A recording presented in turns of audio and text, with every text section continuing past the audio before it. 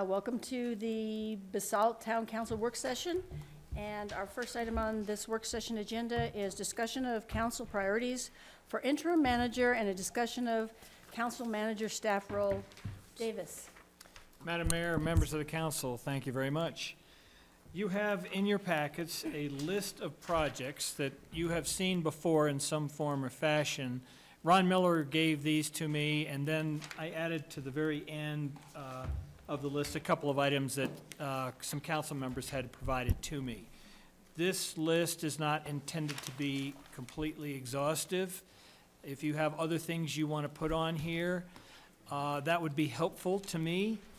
But what I am looking for would be, first the top priorities, call it number one. I'm hoping not everything on this list is number one. But if you would at least maybe 1, 2, 3, 4, 5, or something like that as a council, then I will know where to send my resources to get those projects completed. So this is something where I need to take my marching orders from a majority of the council, however that happens. And hopefully it's unanimous, but it's democracy, so it may not be, and that's fine too. So did you want us to try to get it down to 5? Yeah, that would work for me. 20, I don't know how many are on this list, but 17. That's a lot of things for me to do in 4 months. Some are easier, some are more difficult. And I also gave you, I think, another cheat sheet that had them ranked in terms of priority, ease of accomplishment, and maybe it was cost or something like that. And a couple of you gave me those back, but I think I'm hoping in this work session as a group, you all can come through and say, okay, here's the top priority. And I would hope that maybe that's hire a new manager, but that's just a helpful hint. That's your top priority. Yeah, that's my top priority. Okay. Madam Mayor, Yes, sir. what I'd like to suggest to slim this down a little bit is to go through things that we all feel are enough in process that they're already being done, and they don't have to be a priority, kind of as a collaborative consensus on which they are. What's the feeling? I agree on that. I Such kinda as, agree completion of the too. Highway 82 underpass. Right. It's in progress. Davis is. Let's check them off as we Okay. call Can them. we just get a, Isn't on here. Yeah, it's on the second page, completion of Highway 82 underpass. Backside. didn't you sort of put these ones that were already in the, I did, on the back of the page, it says ongoing or completed. Okay. Okay, it wasn't in the boxed form, okay, I Right. see it now. Okay, so, and those I were didn't see advertised and filled committee openings, that's underway. I kind of pulled that off the list. Completion of Highway 82 underpass, and then the monthly newsletter, all those are underway, and nothing's going to change on those, they'll keep going. Hey, Jackie, yes. this is a question for Gary. Gary, should we be putting growing years leases on this list? Because I don't see it here. Yeah, we have to I get do. that done. Should it be on the list somewhere? Yeah. I mean, that has to get done because it should have been done, A long time ago. should have been done in September. What is it? The growing It's years. Remember the lease we were contracted. supposed to do with growing This years? is the situation. Growing years is, in a nutshell, growing years is in space at the Red Brick. The property's owned by, of course, by the school district. And there's supposed to be 2 leases, one from the school district to the town and one from the town to growing years. They should be parallel leases. We don't need to get in why we're doing it that way, but it's been on the table since the fall, and it needs to get completed. There have been discussions directly between the district and growing years that are crucial to resolving it, and if Gary wants to say anything more about it, he can. Is that a big project, or is that a simple thing to get done? It's a simple thing that we need to get done. And I'm not sure that really belongs squarely on Davis's shoulders. I wasn't sure. So I was thinking it was more, Judy and Tom have been the ones who are dealing with it. If we could just Okay. get in front of you guys and, I don't think it's a priority for Davis to have to get fully involved in something Fine, that I should have just been done. wanted to make sure we're Okay. aware of it. Okay. What else we got? The ones on the back, I think, are Yeah, so if you're in agreement, you know, those ongoing are completed, I think, I put them at the end because they're kind of pulled out of the chart. Okay. Yeah. So those, I don't think you need to deal with those unless you decide you do. Okay. Okay, one I saw on here that looked odd for us was the Elgibel intersection. Yes. Are we going to do something with the Elgibel intersection? Well, it has to do honestly with the transportation on the whole mid-valley. Eagle County is really wanting the full intersection improvement that we saw and preferred in Crown Mountain is moving forward. So, I mean, it could be wrapped into transportation for the mid-valley, but we have it as an agenda item. Does it have to be like a top priority? I don't know, but it might fit in more of the global transportation issues in the mid-valley with Eagle County. It was Yes. low on my list. I mean, it just seems like we're not gonna be taking the lead on something out in the county, I wouldn't think. Madam Mayor, if I may suggest, Yeah, it might be easiest to start with the most obvious ones that are the top priority. And then, as you work through the list, the other ones might fall in place. okay, let's try that. Let's not work backwards, because Okay. there, who knows? Okay, let's start with hire a new town manager. That was mine. That's, anybody Yes. that's not their number one, okay. Riverfront Park Development, Number 2. Yep. Yes. And Riverfront Park Development, just for clarification, that's old terminology. We are moving forward on the culvert project portion of that, because we have a timing issue with high water. And then the River Park development portion involves a bunch of other things that we had, I think previously said that may be towards August or July or something, because there's procurement and so on. For this out here, Or are you talking about the kayak park? No, for this out across the street. We're not gonna have any grass until August again? that's why we have it as way high. Right, so it, just to clarify the language, improving the River Park parcel the town owns and prioritizing getting grass and trees on it that doesn't cost $2 million in 2 years. And the culvert is phase one of that project, correct? I'm just not buying, wait until August to get it green. Okay, Well, that's a whole nother. Right now, we're just prioritizing. right, Yep. right. We gotta get the culvert done before we do anything, Right. so Yep. that's We can gotta, get we can get the culvert done in May, June maybe, hopefully before high water hits. well, that's why we have to get it done. That's already in process. Okay. Yes. Okay. Then, does anybody want to grab number 3? CDC property, the bottom. Yeah. Well, do we want Davis on that one? I mean, to me, I'm already sort of involved. okay, because I mean, I looked at it, what we talked about with Eagle County was the update of the master plan with Eagle County and being able to have Davis at least spearhead the beginning of it. We're not gonna solve it, but just to make sure we don't do what we usually do, is have a nice conversation with Eagle County Commissioners and then don't do anything. I just want to get that started. Which thing are you saying? It's the 2007, updated the 2007 master plan. Yeah. So that could, I agree with Gary, I think that's my so that number could be 3. 4, 3 or 4. That could be 3 or Well, 4. it was 4 for me. Okay, let me, 4. That's fine. let me ask you guys this. It may not be a huge, big project, but it may be. The Recreation Department is like It's- so it's- time-sensitive that I hate to That's on my, shove it down there. that's high on my list too. 5. That's where I had it, 5. Okay, so master plan update with the Eagle County is 3.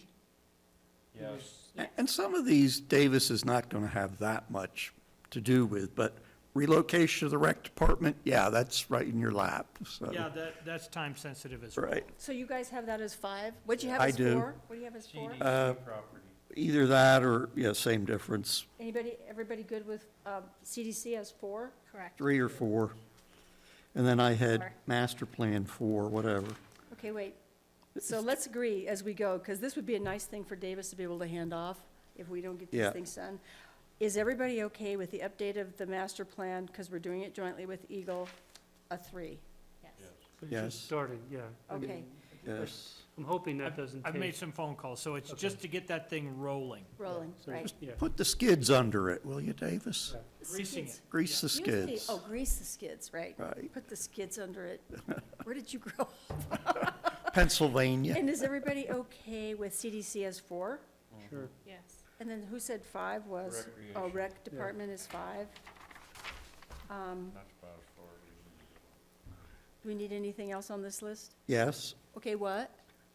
Oh, we need a 5-year financial forecast. That's a necessity before we go into our budgetary process. We must update and make Mike's 5-year forecast that was done in October, November of 15 realistic with the facts on the ground and the financial realities as we know it now. And Jackie, I, Davis, and Judy had an hour meeting to go over Mike's existing forecast, and ours will be much more succinct and less argumentative, but it will pave a new way so that when we do our budget for 18, the two documents together with the capital improvement plan, for the first time, we will have a very professional going forward financial plan and financial controls.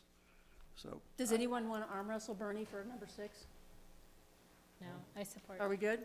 for that, yeah, and I want to ask, do we have a, do we have a capital improvement plan for the Basalt Water Fund, Judy?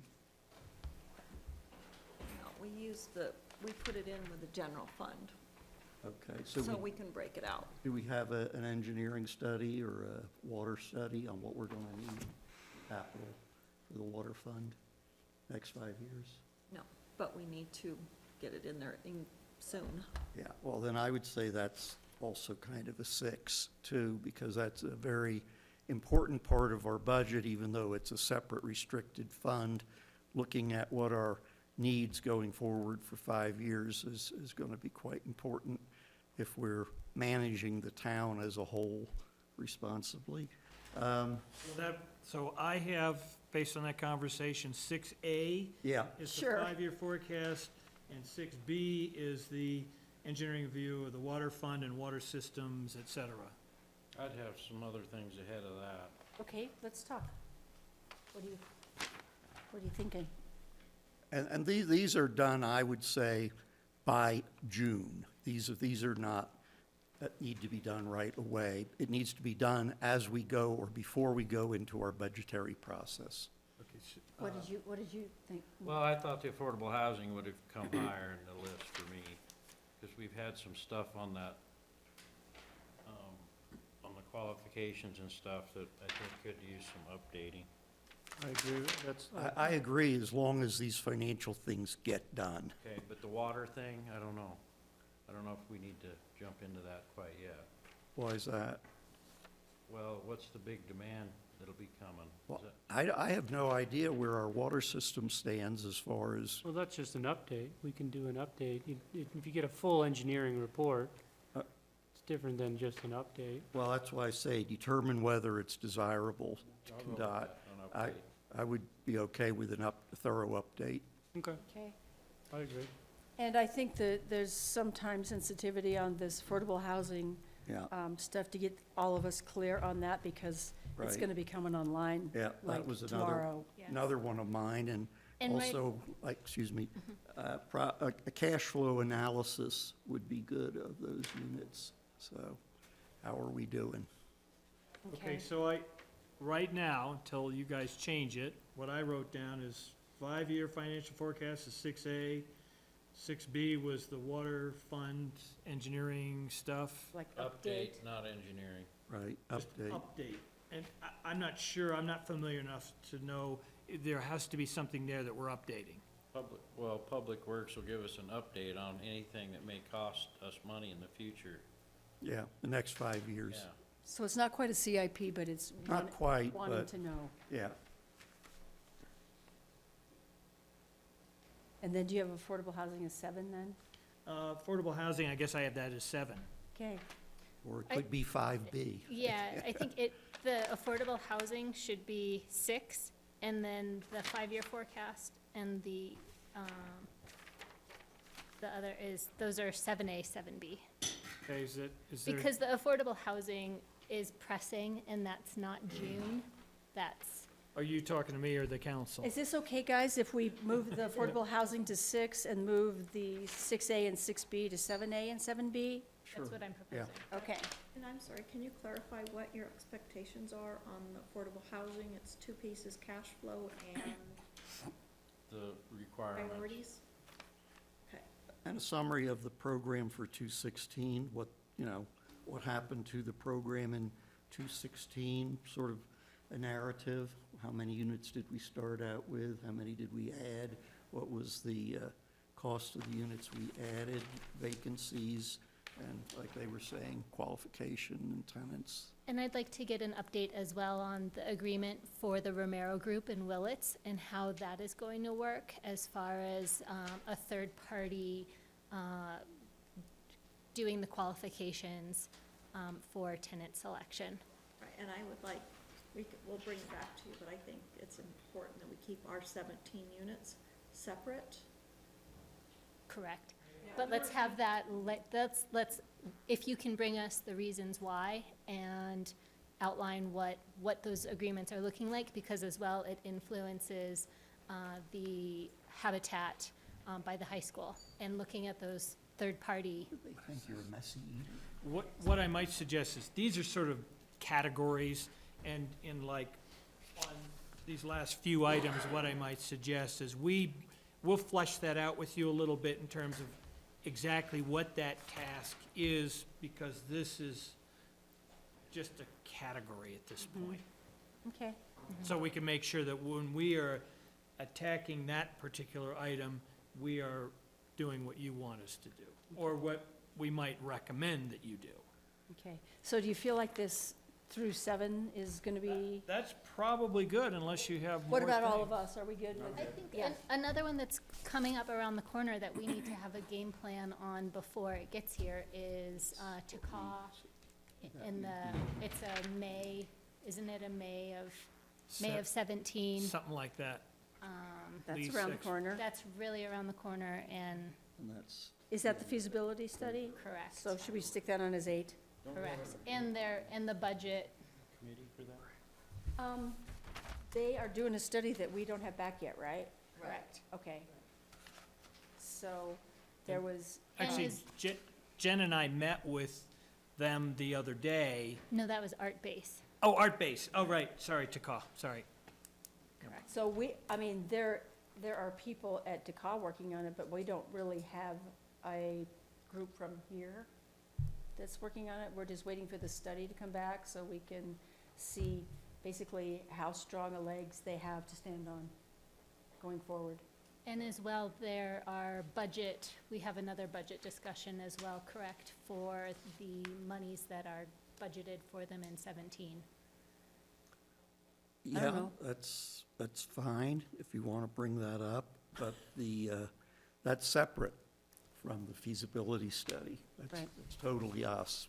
and Correct. The study is totally them. Okay. Well, independent financial consultants. Well, I'm saying the study is on their financial feasibility.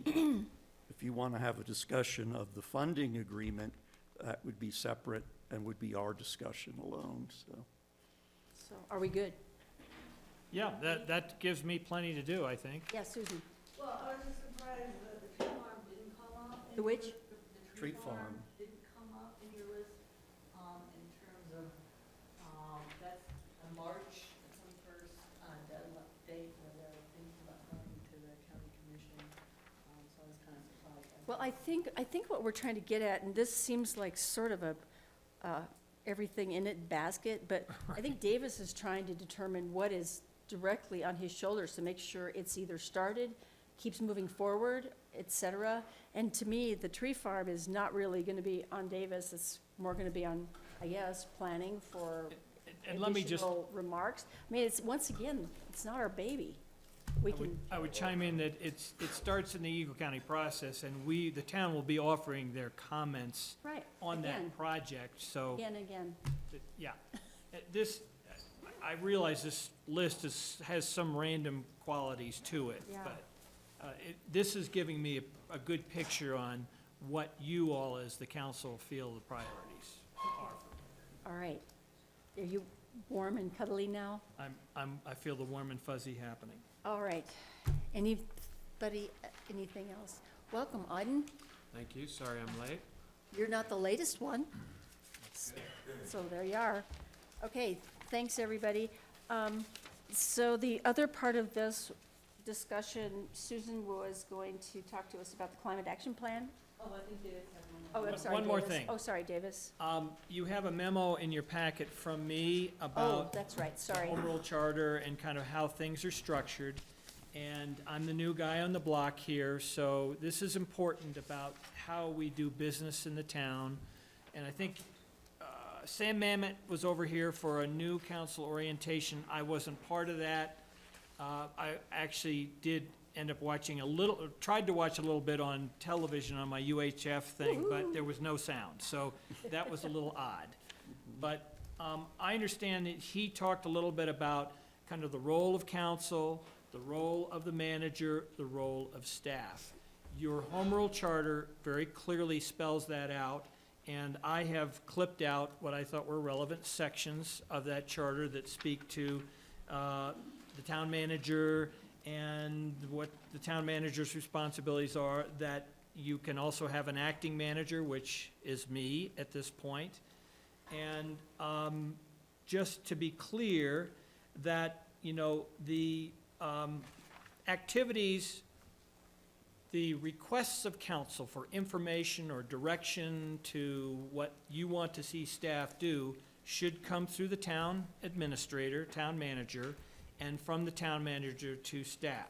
There are a few minor exceptions to that. It would be, you know, if you see a stop sign missing, or, you know, some communication about information prior to that's in a packet prior to a meeting, that's fine to go directly to somebody.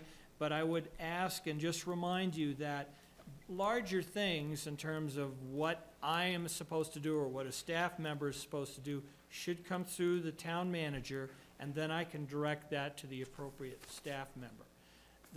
And some of this is pretty elementary, but it's always good to have that reminder, because I'm not sure as a council member, you go through an extensive training program after you get elected. So, and these are things, the home rule charter is something that was adopted by the community through a vote, as I understand. So it's kind of their set of rules that everybody adopted. So when, for example, if there is a particular financial report somebody on the council wants, it's better to bring that, make sure everybody, a majority of the council might be interested in that as well. Bring that to me either at a council meeting or some other mechanism. And then I can go to the appropriate staff person to make sure you're getting the report that you want in the format that you want. I would tell you that if there's a majority of the council that wants that particular report, then I would provide that to everybody. And you guys can do with it what you choose after that. Other kinds of things, you know, if it's a law enforcement issue, please bring it to me, you know, if you want radar run someplace, or it's I don't know what's a good example, but please bring that to me, and then I will go to the chief of police and have a conversation with the chief about that. Again, if it's a minor thing, you know, there's a I don't know what it might be, like a stop sign's missing and you want to let Public Works know, that's good, go ahead and do that. But the larger kinds of things, and it's a judgment call, please route that through me, if you would, and then I can get it to the appropriate staff person. The importance of that is that the staff they need to know who their boss is. I'm their boss. You're my boss. They don't have 7 bosses. I do, but not the staff. So that's a really important piece of clarity that they need to understand. And, you know, Davis and I have talked about this, and every town manager for the last 20 years has talked about this. But the really issue here is that staff will not tell us no. If we ask them for a 40-page report, they are not going to say, I can't do that, Davis won't let me. They might be able to say that, but it doesn't normally happen. And so it puts staff in a situation to where they can't manage their workload. They're getting work from Davis, they're getting work from us, they're getting work from themselves. So I think this is pretty straightforward, and I think it's most likely what we're doing, hopefully. And thank you for that, because it's important to remember that as a council person, you can't really ever take your hat off in that role, particularly with the staff, because they look at you as, whoa, they're an elected official, they're in a position of authority, but they're really not their boss. So conflicting messages are not very good for staff. And you said it very well. Anybody? Questions? Got it. Okay.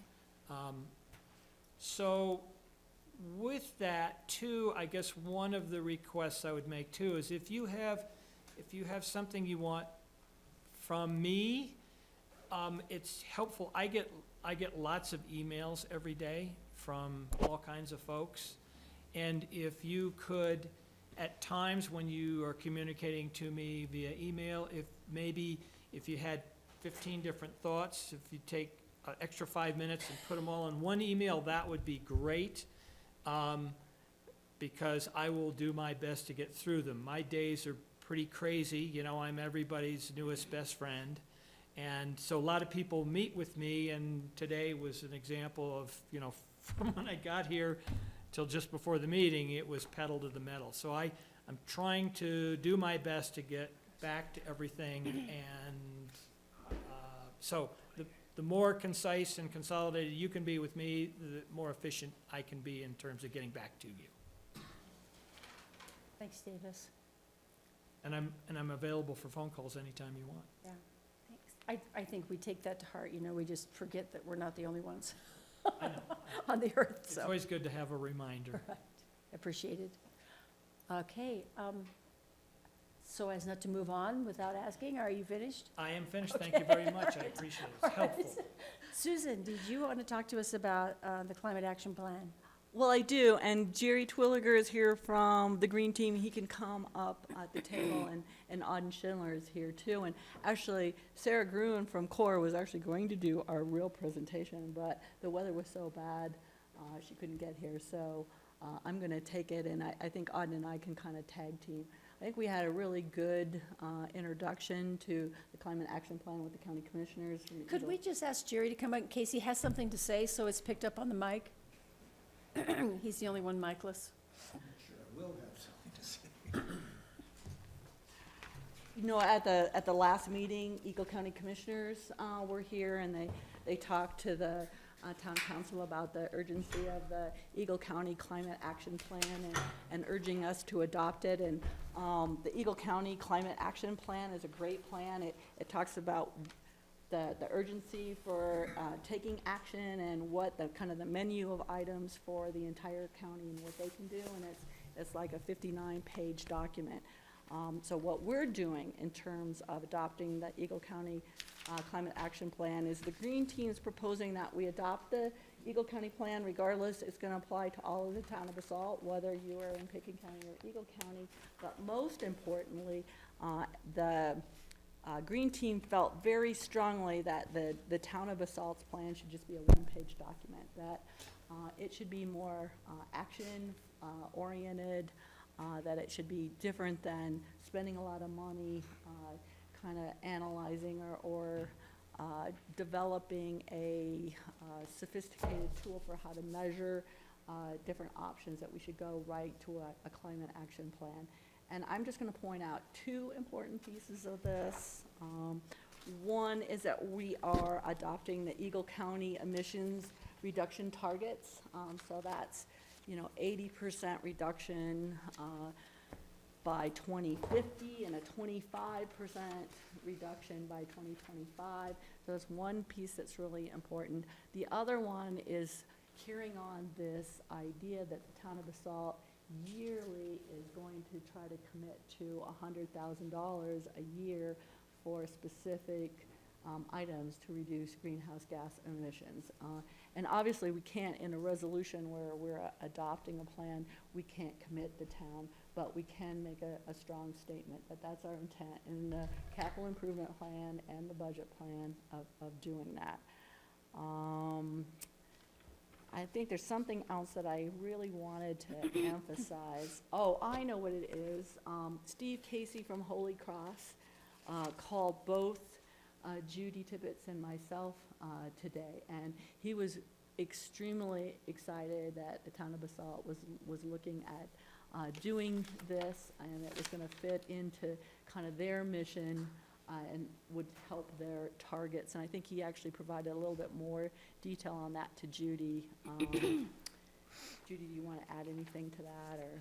No, it's just, the general message was to make sure that council is aware that Holy Cross is very supportive of this, and that it is their renewable goals as well, and so I think we have a good partner. And You know, we've taken a number of different actions that really will gonna greatly help our ability to do this. And we did our own inventory in 2014, and then we adopted, kind of closed those loopholes that we had in the sustainability regulations, and then this year we adopted the 2015 Energy Code. And then this last year, we retrofitted the town street lights to LED, and this year, we're gonna take town buildings and start, we got some grants, we're hoping to get some more to retrofit the town building lights.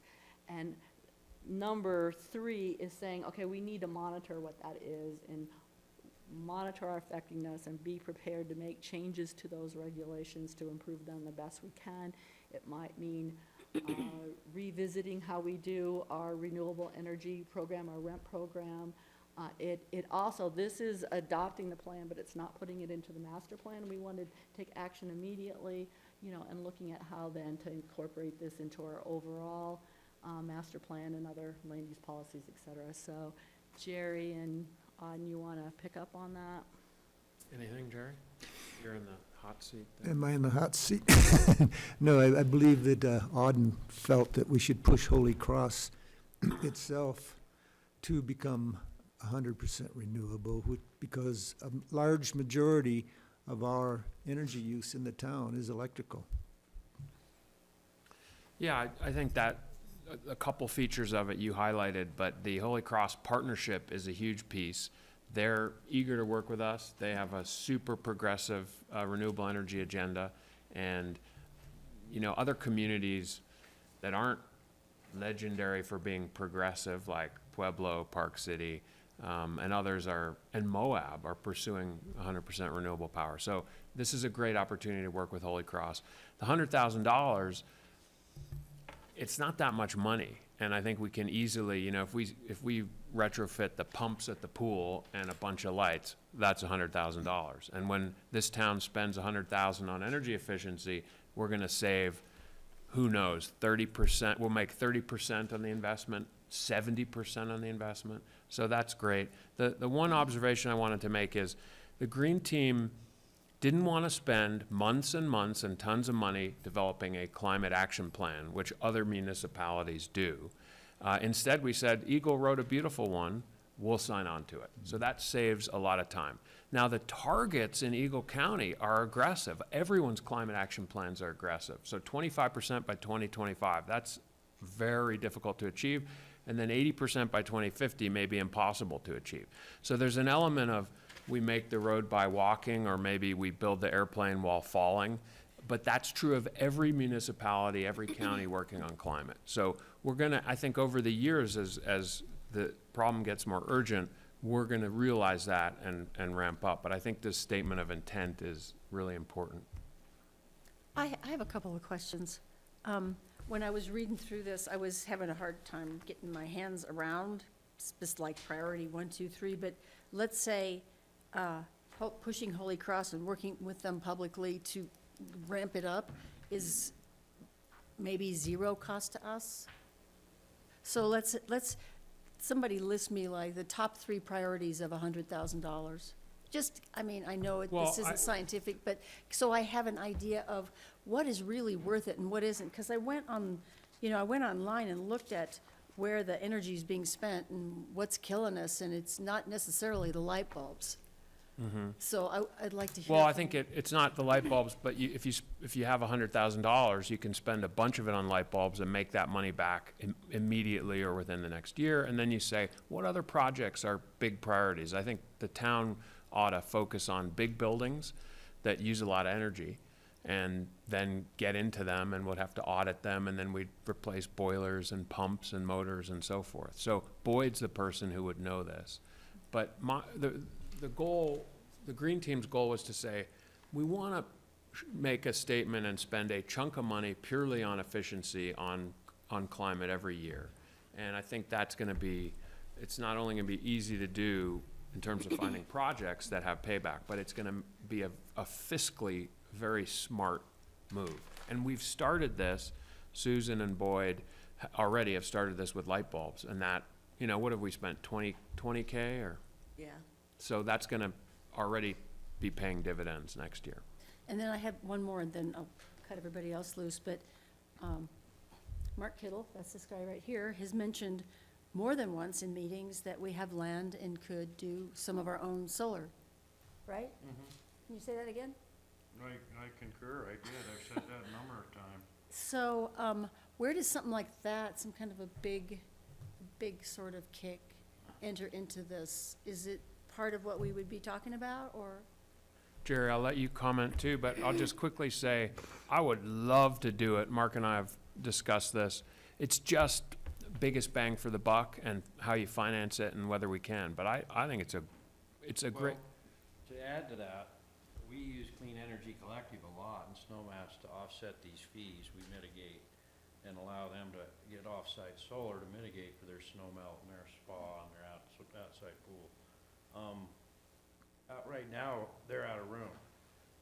So I'm in a quagmire in Snowmass. Some of these people are having to pay enormous fees because we don't have anywhere to put them. And a lot of the locations in Snowmass are not suited well for solar exposure. So we've got a spot up by the substation that I thought would work good, because now I'm also hearing that Holy Cross, some of their feeder lines are now overloaded because so many people have gone to renewable solar photovoltaic panels on their property. So I'm all for, you know, saving energy and stuff. I just don't want us to paint ourselves into a corner. 80% better by 2050. I don't see any hard numbers. You know, as a math and science guy, I got to see it on paper to know that it's not just oh, let's go with that, or let's do with that one, you know, grabbing numbers out of the air. Yeah. And you know, the light bulbs, everything adds up. It really does. But another important aspect that we fail to look at is the transportation. How many cars go through our town every day? That's got to be a huge chunk. So, you know, I don't know. It's frustrating because how much is China doing, you know? They're polluting our planet. It's not really us. I mean, we're contributing. Yeah, China's really moving along. there's an incredible article I'll share with you. They've just shut 105 coal plants, and they put in more solar last year than we did in our history as Americans. Okay. So China, you want to worry about someone, worry about India. But China, I mean, Yeah, India. everyone does their part. Just you know, we are, as a society, we are kind of grabbing numbers out of the air, and hope is a strategy. And the goals are almost impossible to meet, but I think this is putting a stake in the ground. And I think this is a pretty strong document, but I'm definitely with Mark in that let's get some real stuff planned and on the books and in the capital improvement plan and in the budget, and so we don't just say, here's some strong language, you know. And I know this may not be the Green Team, and if the Green Team eventually comes back to us and says, you know, what we really need to budget for is somebody to help us put this together, then, I mean, let's do it. So, anyway. Well, hopefully part of the budget will be for outreach and communication with other citizens in town. And to try, one of the other things we could do is try to convince them to put solar on their roofs. We have huge amounts of roofs in this town now with Willets, and it would be nice if we could do something down there. That's maybe how we spend 100,000. Jen? When we're talking about money, I heard the word thrown around that there have been grants that have been received. I want to recognize the Green Team for going out and receiving grants. And I have the question, did the Green Team write the grants? How does that work? As an example for some of our other committees, and just as an example, because that's a shining star and something that worked really well. You know, the Green Team historically, since its inception, has been a good working committee where the folks that are on the committee have, you know, worked on trying to do these grants. You know, Jerry probably deserves a big star for the work that he did. He's done a lot of grants with, for example, the photovoltaic on the middle school and putting together all those different packages. So typically how it's worked, you know, it's, some of them are, you know, Philip Ring, who's on the Green Team, for example, wrote the latest one that we did to the Environmental Foundation, and then we, as a team, kind of edit, and CORE, I tell you, CORE has done a great job in really supplying the data that we need, because these have like these little pie charts and everything. You know, James did, you know, we lost the company that did the car charging stations, and so we just did a quick little grant in-house, and James was the one that did that one real quick. So it's kind of, I would say, a team effort of, you know, staff's role sometimes has been that we have to do the grant, but we're really looking at, you know, people to kind of help. And, you know, the people on the Green Team have stepped up to your plate. You want to add anything on that, Jerry, since you did a lot of those grants? No, the grants don't seem to be that hard, since we do get a lot of good data, and Susan has really helped with editing our last grant, and it came through pretty good. So I just want to recognize that, and thank you so much for being a very functioning committee, and that really sets the bar, and also it's just a great symbiotic relationship. So thank you. Yes, Madam Mayor, Davis. a couple points I would make. When I first moved to Colorado in 1979, I came here to do solar stuff. That was ancient times, I realized that. But a couple pieces that I think often get left out in this world of sexy things like, you know, PV systems and so on, are passive solar and solar hot water. And, you know, the Anasazis figured the passive solar thing out a long time ago, and sometimes we forget about that. I designed and built my own passive solar home and raised 2 kids that survived. And the house is warm when the sun is out. So it's something that can really eliminate a lot of demand for electricity, for gas, right, and it's decentralized, and there's no moving parts. Solar hot water is slightly different, but again, it's basic technology that I think should be incorporated as part of this and promoted, because it's something that I don't hear enough about, and, you know, I have good friends in the solar world, and that's my comment, editorialized. I'd like Thanks, to Davis. back that up, Davis. My house faces due south, and it'll overheat, actually, even in the winter. I do have hot water collectors, and in the summer, I don't spend any energy and money. It's kind of a no-brainer, in my opinion. Is there any way to put it in the building code, though? So Or we, incur- we do have this on as an action item, so we No, could, as a, Later. no. yeah, We did- It's not later, numbered. It's on the consent. Well, It ended Oh, it's up on consent, to okay. Makes it an action. continue. okay. It's on the consent, but not it's an to. action All right, item. okay. So, is there anything more, because we only have a few minutes to try to grab some food and be back here for the 6 o'clock kickoff? Anything else on this? Thanks, everybody. Thanks. No, thank,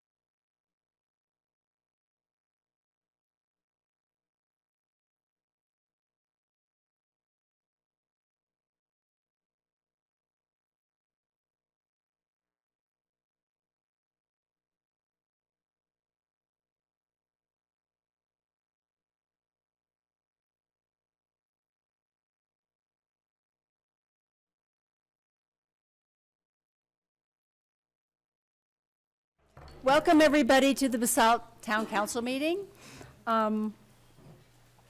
Let's call this meeting to order, Pam, at 6:02 and a half. And a roll call, please. Here. Here. Bernie Grauer. Here. Auden Schindler.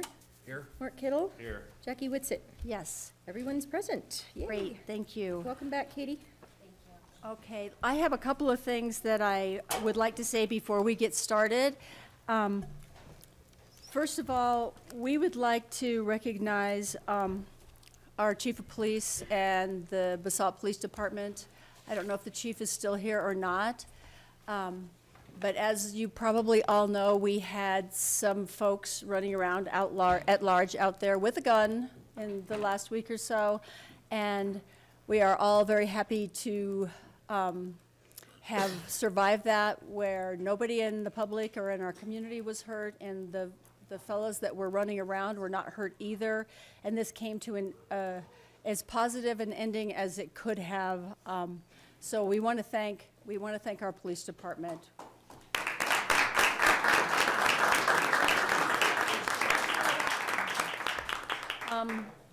And kind of more boring, on the more boring side, tomorrow and every time we have a meeting, the next day on Wednesday at 8 o'clock at Starbucks, I am there to have coffee with whoever you would like to come and either give me comments, ask me questions. Sometimes somebody else is there with me, the town manager, the police chief, or someone, but feel free to come. Starbucks tomorrow at 8. We also want to thank John Paul, our grassroots videographer. He's right back there. Chief is back. Well, for his work here. This meeting is live and is also available to find at, what's the website? Grassroots.com.org. Grassrootstv.org. So while the chief was gone, we were just thanking the police department. So you missed all the applause and everything. Here's our chief of police if you want to do it again.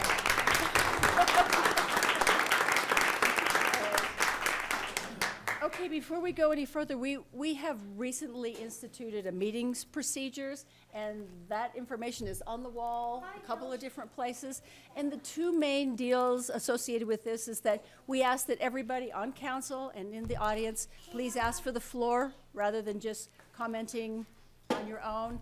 And also we ask that all of us try to keep our comments to 3 minutes. So that's usually is not a problem at all.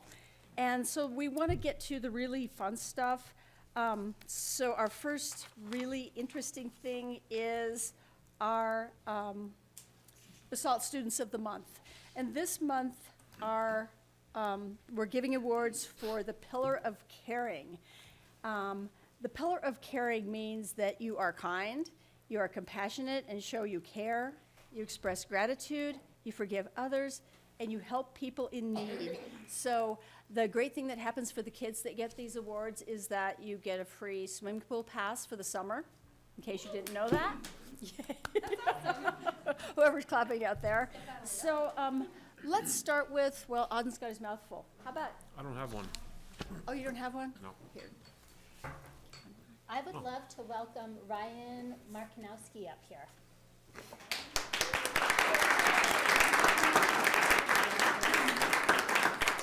I'm going to shake your hand, and if you'd like to stay here, I'm going to read about you, okay? Ryan shows acts of kindness in and out of school 365 days a year. He thinks beyond what the average first grader considers kind. One day, when I asked the class what they could do kind in their day, Ryan said, "Help the custodian when he is cleaning the tables by lifting up our lunch boxes." It was a great response to exactly what I was trying to instill in my students. Ryan goes out of his way to help his classroom and school. Wherever there is a fundraiser at school, he gets his whole family involved and raises money to support a greater cause. In the summer, he sells popsicles and lemonade for Joy Jars, which is an organization to raise money for kids with cancer. This is an organization that has a personal connection, and he is dedicated to raising money for it. In the fall, he collects toys and crayons from family and friends. During the winter, he sells some of his toys and donates the money. Ryan is a role model to his friends and peers in so many ways. He never expects attention or rewards for the good deeds he does. His kindness truly comes straight from his heart.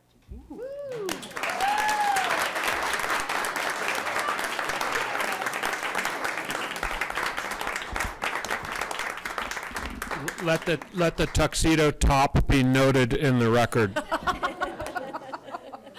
It was noted here too. Would you like to go, Auden? Sure. Stella. Stella. Stella, you can look that way. Stella is a sweet, caring student to the teachers and peers who she works with on a regular basis. Her strongest character trait associated with caring is her ability to be a strong role model by taking her time, sharing, and helping others around her, and most importantly, doing her best. Stella, look at this.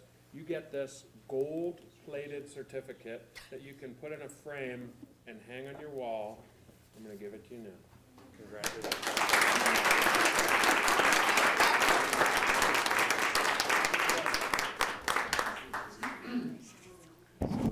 I guess Kyle Roberts.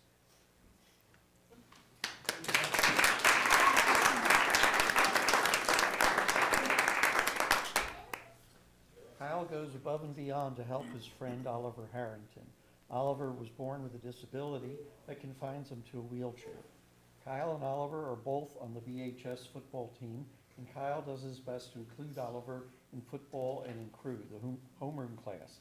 He is kind, caring, and shows a great deal of respect for his peers and teachers. Kyle is very loyal to his friends and family, and I have witnessed his tremendous growth since sophomore year. I am super proud of Kyle. BHS teacher Andrea Turner. Congratulations.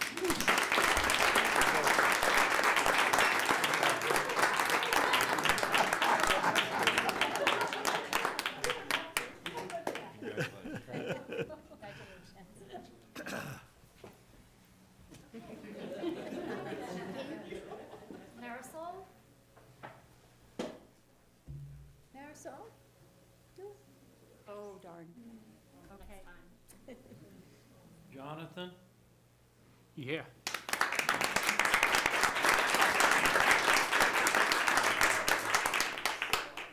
Jonathan exemplifies the pillar of caring. Jonathan is genuinely sensitive to the feelings of his peers and adults alike.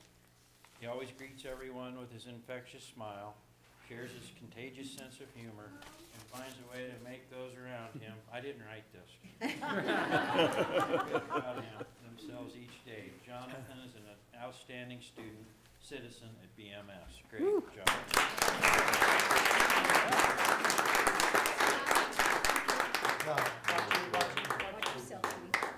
Oh, courts. Congratulations. Haley. Haley here? Yes.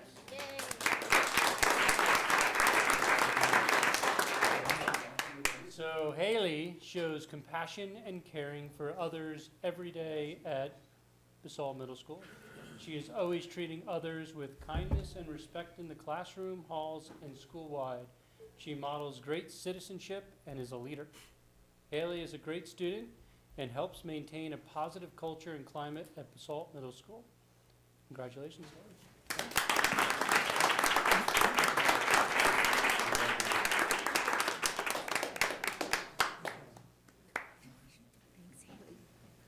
Thank you, everybody, for coming in for these awards tonight. And I think that's the end of the awards. And hopefully we'll bring, was it Marisol that wasn't here? We'll bring her back next week. So what happens now is that everybody who got awards, the kids, the parents, can go out in the hallway, and there will be a group photo taken, and something wonderful will happen online, no doubt. Thank you so much for coming.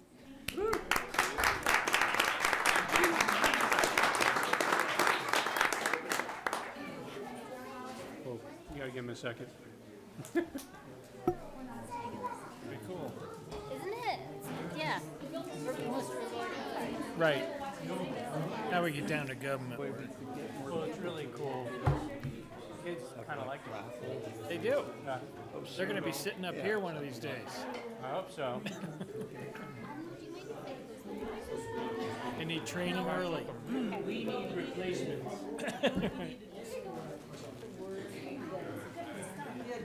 Then flash it up there. Hey, Tom.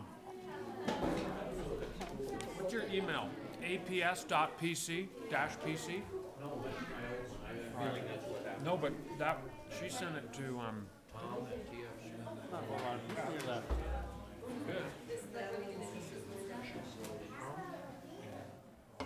Here to the newspaper reporters, we wouldn't have anybody. Our next item is the, hey, yeah. Our next item is the consent agenda. Is there a motion, or does somebody have questions or comments regarding any of the items? What do we do about 4E? We can Consent agenda? approve it or pull it off, whichever. The climate action, he's just asking, Oh, it's just a continuation. It doesn't say that. no, oh, what? they're asking about the climate. It's on the consent agenda. Yeah, it was just a consent. continuation as a consent item, not to approve it. It's just continuing it to the March 14th. It doesn't say that. Oh, well, it should. doesn't The say motion, let's correct that. Let's should pull be- it off. 4E should state Just pull. to continue consideration of resolution 6, correct? Yeah, To what?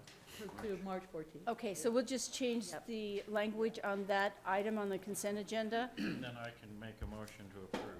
Okay. Second. All in favor? Aye. Opposed? Great, thank you, Mark. Okay, the next item is council comments, reports, disclosures, and other reports. So council comments. Anybody? I have one. Yes, sir. The fire department, we had a fire board meeting last Thursday, and they were hoping to get on the agenda for tonight, but we're doing a pretty good remodel at Station 41 over here by Elk Run. And we're hoping that the town of Basalt will waive the permit fees for us. So I just thought I'd throw that out there. Well, you did. Madam Mayor, Yes. can I add to that? I have a letter from the fire district, and I had intended to put it on there, but my mistake, I missed it off this agenda, so it'll come back on the next one. Okay. And there's a letter of request associated. Oh, good. I thought I saw that somewhere or Yeah. heard about it. Thanks. Other council comments? Okay, I've got a super quick oh comment. boy, okay. 3 quick comments. One is, the packet, planning department, you really outdid yourself. It was almost 300 pages. Can't you add some junk and make it 300 pages? 2, big storm today, and I don't know if anyone had any problem with the road, but I didn't. And all winter, Boyd and his crew clear the roads. You don't see them, you don't hear about them, and they do an incredible job. And I had the list of everybody to thank, but my internet went out. So Boyd and his crew, Public Works.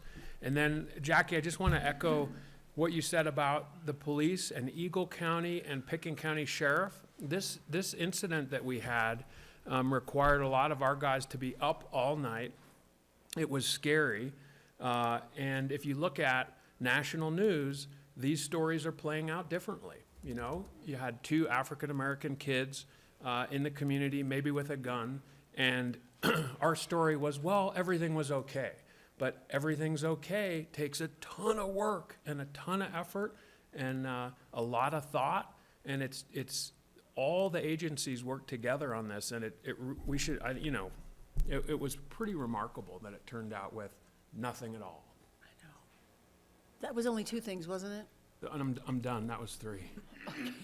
Well, if I could go back to the 300-page packets, one of the things, and I'll just throw this out, that RAFTA started doing a very long time ago was keeping the packets small and having links. We're all electronically hooked up on these packets, and maybe some of this stuff could be linked, and I don't know, but maybe staff could work on that and see, because it's gigundous, and it would be great if it wasn't quite as gigundous, especially for those people working 60 or hours a week driving back and forth to Aspen. I mean, I have time to read it, and I don't even read the whole thing, so, good point. You didn't say as much as I was going to say, but, anybody else? This is really your last chance. Okay, Judy, underpass update. Oh, Judy, I'm sorry. I just took it away from you. I'm so sorry. Thank you, Jackie. I just wanted to bring two things to your attention.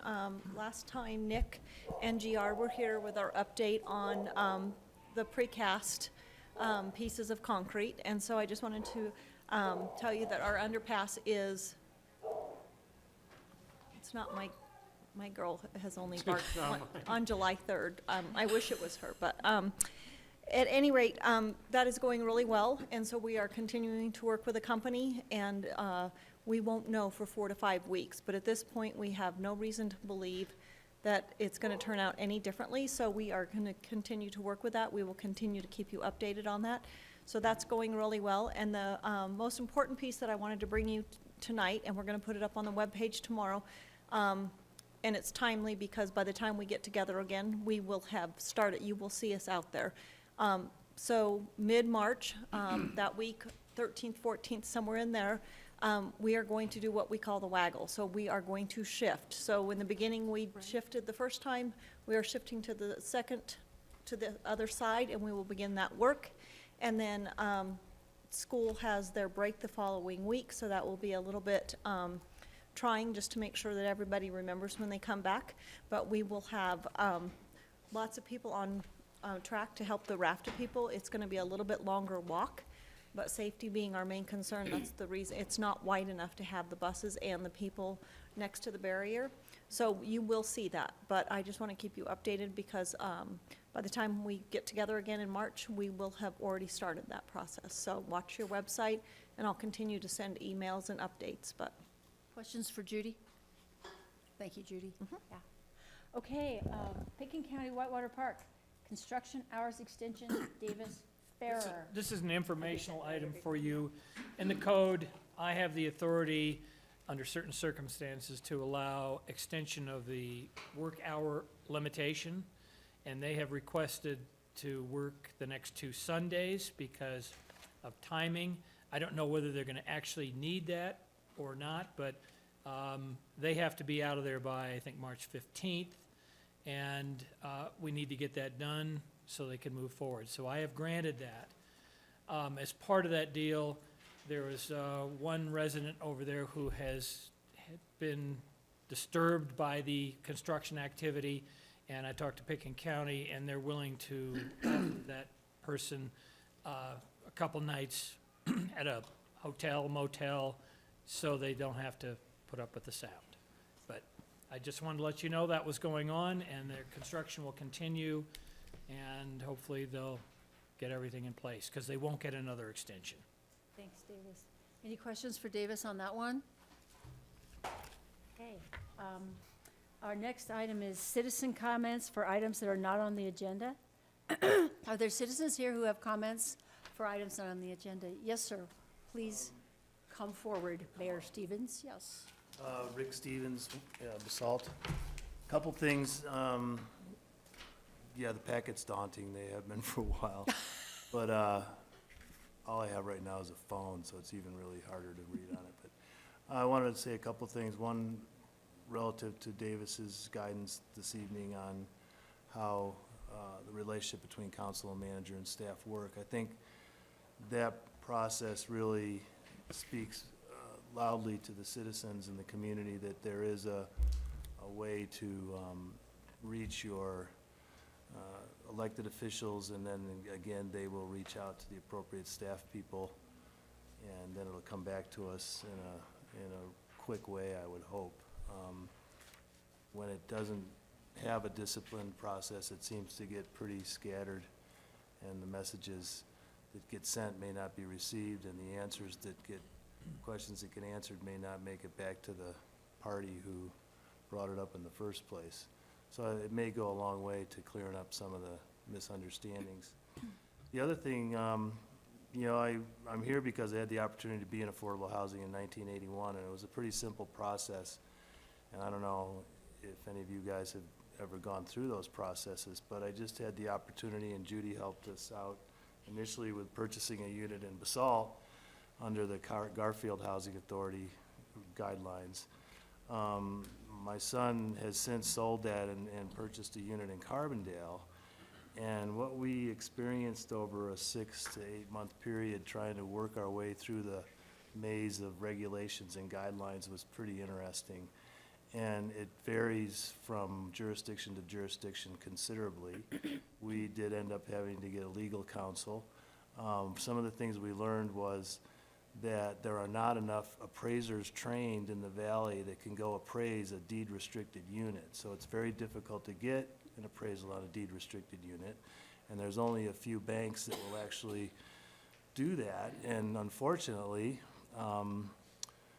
in terms of doing a competent, thorough job so that you close feeling that your title insurance is valid and covers all the issues, it's not so good. So if you go to an institution that has a reputation where they really are going to ensure that your title and all is adequate, you have to go through a bunch of other hoops.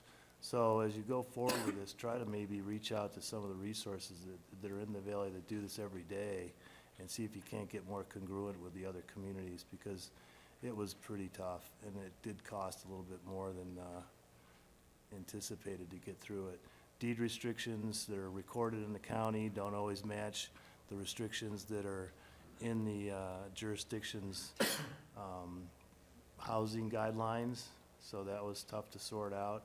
It really is quite a maze, and if you're a young person and you don't have a lot of resources or support, it could be very difficult, so just so you know.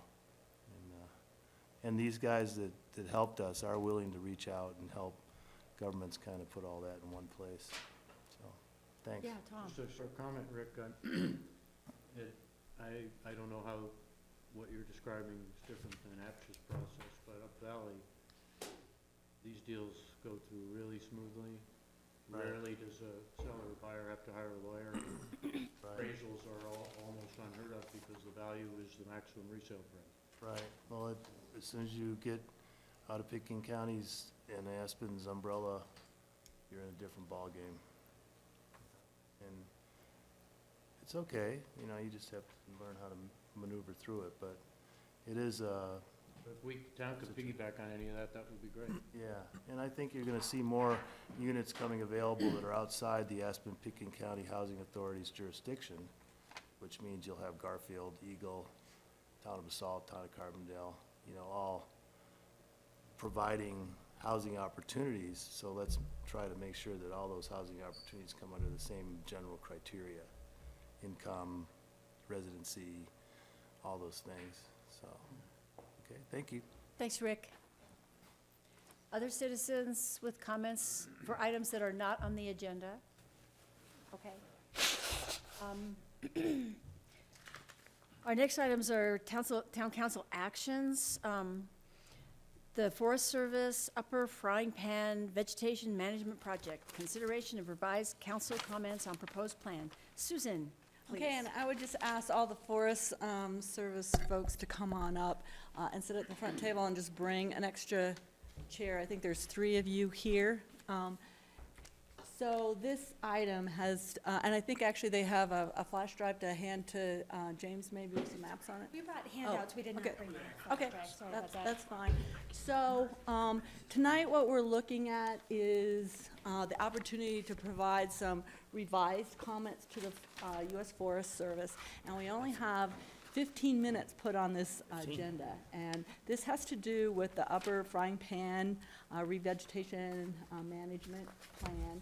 And I'm just gonna kind of jump in to say that the Town of Basalt issued comments early December on the letter, and we had, our first recommendation was, our concern really was hauling the logs, particularly through town and on the roads outside of town, because it's a significant recreation area with cyclists and anglers and paddleboarders and everyone else who is using the Frying Pan Road for recreation. So the Town of Basalt first asked that 233 acres of land that would where the trucks have to access Frying Pan Road, that simply be eliminated. And then we followed that by saying if that wasn't feasible, we had 13 recommendations. And then we had a follow-up meeting with the Forest Service, and we had, where Pitkin County representatives, Forest Service, and the town of Basalt staff. And I put kind of the kind of follow-up discussion items kind of in your packet. It became really clear that it would really help the Forest Service to have more clarification about what the town's top priorities are. And so Karen Schreier, the Forest Service district manager, was going to be able to come to this meeting, but then she got called to an emergency meeting in Denver, and because of the roads, couldn't come to the meeting. So we have her deputy, Aaron Carey, here, and we have Doug Leva, and I'm Shelley Grail, the recreation manager on the district behind Martha Morgan. so they're here to add comments, ask questions, and hear your concerns. And so because we wanted to do this only in 15 minutes, we really kind of separated this into kind of an option A and an option B first, and then kind of narrowed down, are there other items that you would like to talk about? The Forest Service kind of felt that our recommendations were kind of conflicting because we wanted to protect summer recreation, but on the other hand, we still had concerns with school crossing. We wanted to have a very short time where you could haul trucks, logs on Two Rivers Road, but then we had timing restrictions about when you could log and how many trucks could go through town. So I think to frame the discussion, this option A and option B are kind of helpful. Option A is you're restricted. That's as close as we can kind of get to the town of Basalt recommendations, and that would say you have to haul in the winter. That you can't haul during the high summer months. And option A, that would result, I think the biggest thing in a 4-year contract, probably at least 2 seasons where they would be hauling logs down Two Rivers Road. Option B is no restrictions, and that could mean that the contractor had the ability to haul in the summer, in the winter, in the fall, but once he mobilized, the expectation is that he would haul only for 3.5 months, and so that would, our request would be in that case, can you enter into a 2-year contract? And again, it would probably affect 1 season, and I think there's kind of a clarification that they absolutely couldn't commit to that, but I think that's kind of your option. Do you want to restrict the summer months to those time periods you had in the letter, or do you want to do unrestricted and have a shorter time frame? So if we could kind of have that discussion. We had in here kind of a email from Brent Crary. Sorry, his names are all the same, but somewhat the same. And he was kind of highlighting, how many trucks are we talking about? So, we're talking about 10 trucks up a day, 10 loaded trucks down a day, 750 to 950 total truckloads of material. So if you could, if there's any questions you want to ask of them before you kind of weigh in on that question. Just a quick one before we start.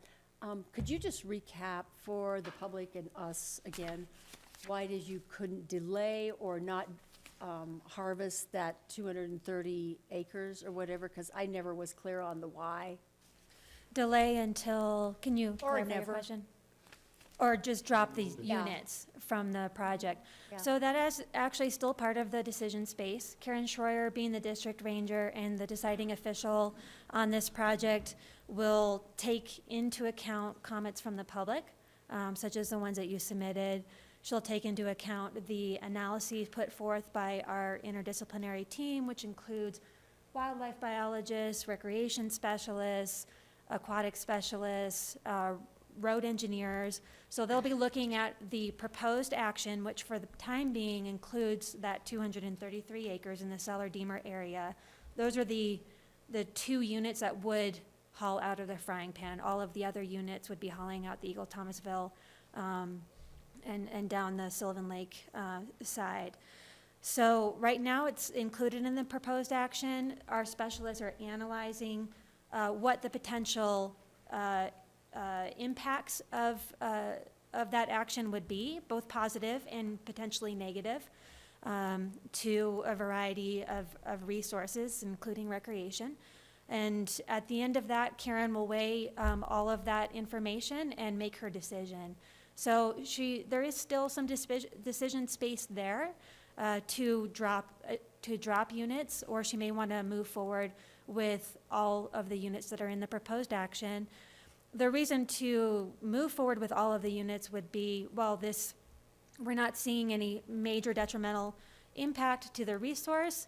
In fact, we're seeing a lot of positive coming from this action in terms of improving forest resiliency, wildlife habitat, and then fulfilling our multiple use mandate to provide forest products to local and regional industry as well. Well, I'm glad to hear that that's the case, that decision is not in stone. And also, I forgot to say to Doug, Aaron, and Shelley, thank you for coming in and talking to us. Thank you for having us. You had to probably drive through some weather and miss your, cocktail hour or whatever, so thank you. Thank you very much. Okay, I'm going to open it up. Yes, Mark? Have you guys had the opportunity to read option A and option B? Yes, we have, and also discussed it with Susan and Davis earlier today. What are the Is- financial implications to the Forest Service?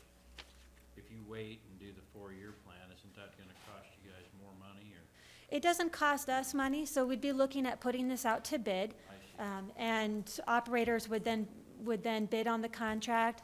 Obviously, the more restrictions we have as we go out to bid, the fewer bids we might receive. So it's a less appealing project for someone to want to take on if there are a lot of restrictions on that. I do want to clarify something that Susan said earlier. We're not talking about lots of restrictions or no restrictions at all. We're still, our specialists are putting forward a number of design features to take into account and protect some of the recreation and other resources. So there would be some restrictions. There are other restrictions that would make it probably too onerous for really any contractor to operate. Okay, thank you. Others? Really? Well, I'm kinda leaning toward option A, then, if there's no real financial burden to the Forest Service. So I'll add to that, the financial burden, because I'm a little closer here, would be that if it went out for bid and there were too many restrictions, there's a possibility that it would go as a no bid sale, or the bids would come in so low that it makes it not feasible for the work to be done. Or if it was a stewardship contract sale, then we would have that financial stake in it, because we're paying to have service work done on top of the cost of the logs. So you think that option A then would? It possibly could, depending on the type of contract we used, yeah. Gary?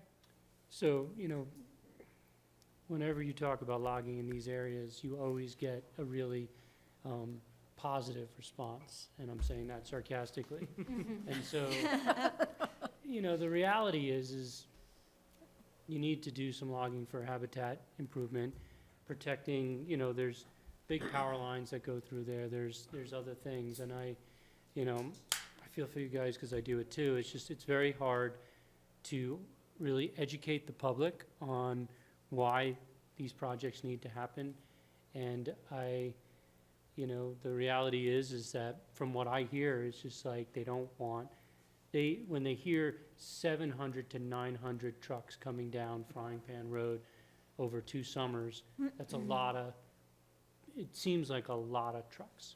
Right. And, people love to bike that road, and it's not a dangerous road, but any more big trucks coming down it create issues. So finding ways to limit that, when I was trying to look at this and go, okay, you have such a restriction of it's either option A or option B, what other options? Is there a limited haul in the summer? Because if you had you know, instead of 10 to 12 trucks, if you had 2 trucks, would people really notice 2 trucks coming down through the entire year? I mean, Mhm. we have logged with Picken County Open Space off of Smuggler, and if you do truck in the morning, truck in the afternoon, you don't notice as much as 10 trucks coming down. So I'm not, you know, I definitely, from what I hear from citizens, option A is definitely more appealing because less people use that road. But, you know, if that totally takes the project to an area where it's not economically feasible, you know, it's a tough one here because there are some benefits, there's some negatives, and so. Right. And really, the conversations that we've been having is, there will be an impact to the town of Basalt. There's going to be increased traffic, and, you know, there are concerns on the part of recreationists as logging trucks or those large loaded trucks are moving down the road. So are we looking at imposing some of those restrictions, such as limiting the number of hauls in a given day or time frame or season for that activity to occur, and thereby extending out the project over multiple operating seasons? Or do we want to try to go for a more intensive impact but a shorter season? As we mentioned earlier, if we were to reduce those number of timing constraints that had been suggested in your comment letter, we feel pretty comfortable moving forward with a 2-year contract. And the likelihood is that once the operator mobilizes equipment to that site, they're gonna be there until they're done. And that will likely be within 3-4 months, so within one operating season. An operator is not gonna wanna mobilize equipment, move to another site, come back over multiple seasons to get that work done. So once they're in, they're in until they're out typically. So as long as we don't impose too many restrictions in terms of how they can move the material out of there or when they could operate, we feel pretty confident that it, you know, barring unforeseen, unforeseen events, you know, weather or equipment failures or what have you, fire, we feel pretty confident that could be done. Yeah, Davis. You know, Susan and I had a conversation and on the phone with Aaron today as well. And, you know, although option B puts more vehicles in a concentrated period of time, it's a shorter period of time. And in any case, some of the things we talked about would be, you know, a weekly schedule kind of thing with a contact person here in the town that we could post on our website. One of those changeable letter signs. We could work with the town or Picken County and get one of those up there to say, you know, haul day or something like that. You know, Fridays from noon till midnight on Sunday That's would be right. no haul periods. So the weekend times when people are using that would be kind of a protected zone. And then there would be other times, other dates that we could suggest to them as non-haul days. And Susan can probably speak to those, the homecoming and things like that. So, you know, it's your decision, but don't totally discount a more concentrated time frame for this, and it's done as an option. And again, you know, there would be notice, we'd have contact people in the town, we could post information on the town's website, so if folks were gonna use the frying pan for whatever, they could look up and say, you know, I'm not gonna go up there this day. Did you have additional comments? No. Okay. Over here? Okay. I'd like to make the comment, just to clarify the usage of Frying Pan Road, and people on bicyclists are not just recreation. I live in that neighborhood, and I commute on my bicycle, and I ride it to reduce carbon and for exercise. And earlier in this meeting, we discussed a climate action plan, and part of that is reducing carbon emissions. And so just having that recognition that there are people that choose to walk and bike, not for recreation, but for transportation purposes, and to keep that in mind as well. Thanks, Jen. And I do, go ahead, Katie. somebody from this side of the room. Well, I just wanted to reiterate what, like, if you're using Frying Pan Road, where are the logs going and what are they being used for? Do you want to address it? Sure. So, some of the material will come out as chips and will go to the gypsum power plant to create electricity for, that goes back to Holy Cross Energy. Larger diameter logs will go to either Montrose, the mill in Montrose, or the mill in Kremling, or even as far as Saratoga, depending on where they, where whoever was the successful bidder. And that gets turned into 2x4s and studs and house logs and anything else you can think of with product-wise.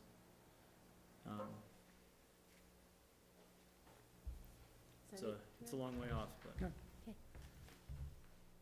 Keep looking at me, but I don't have Katie? anything to say right now. I think that we kind of discussed this a fair amount when we were preparing the letter to you. And my concern is just the intense summer use on the road of anglers and bicyclists and just this potential cataclysmic result that we could have, because it's not just our local citizens that might hear about it, but it's a lot of tourists, and that road, there's nowhere to go except in the river or into the car or into the truck. So that's my major consideration. I mean, I understand the pressures that you're under financially, but I have to consider that it would just be catastrophic and horrific for someone to be injured or die because of this operation. And then if we're going to do an intense hauling, does it have to be in the summer? Can it be outside of our busy times when this intense period happens? And we wait until well after Labor Day if we go down the intense hauling option? So we, Hitting the mic. Oh, yeah, I never talk about it. I don't do that. Sure. So we did discuss, so winter hauling is absolutely an option for this project. I think we would advocate going forward with the option to haul in the summer and operate and haul in the summer and winter. Again, reducing those restrictions so we can go in, get the work done, and get out of there as quickly as possible. Hauling in the winter is an option, but you're looking at, again, dragging it out over multiple seasons. It's a shorter operating season, and then there are, weather conditions, deep snow would, those tend to be issues that would hamper, operations up there. So it's just sort of weighing how to mitigate the impact on the summer recreation or summer use of that road, general use, versus extending it out over, a longer period of time. With regard to your comments about the risk and the danger to those who are using the road, absolutely, we see that concern. We use that road ourselves for recreation, and we've seen that comment from other concerned citizens out there as well. It is something that will be taken into account and analyzed thoroughly in our recreation report. So we're going to look at it and present that information to Karen as the decision maker and sort of talk about what our options are to potentially mitigate the impact as well through coordination with those user groups, particularly the cyclists in the angling community, putting up signage to help warn people when haul trucks will be out there operating, and variable message boards and so on, and then information for the website and for the coordination with the town. Okay. I think what I was hearing from you is more. Could you get your, yeah. If we could haul in the fall, like September, October, November, is that?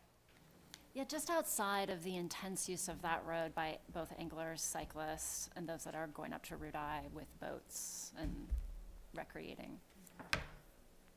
And so, it's one thing, so when we're conducting logging operations, they don't cut all the trees and then haul them out when they're done cutting them all. It's an ongoing process where they're cutting them or chips. So some of these trucks will be just regular semis that have wood chips in them. It's not gonna be a log truck.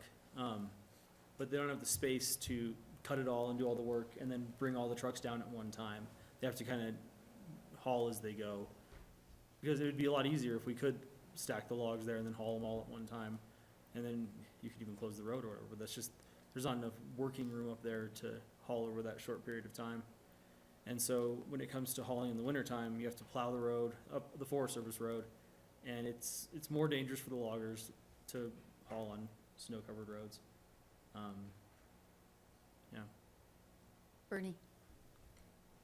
Are these, could we I guess this,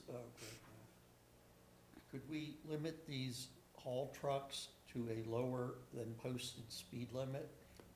I'm a cyclist who uses that road regularly, and it's terrifying to have a semi, to say nothing of a logging truck, come barreling around those curves at 35 miles an hour, way too fast. I would like to see, if it is possible, you know, a limit of 25 miles an hour put on those trucks. Okay. So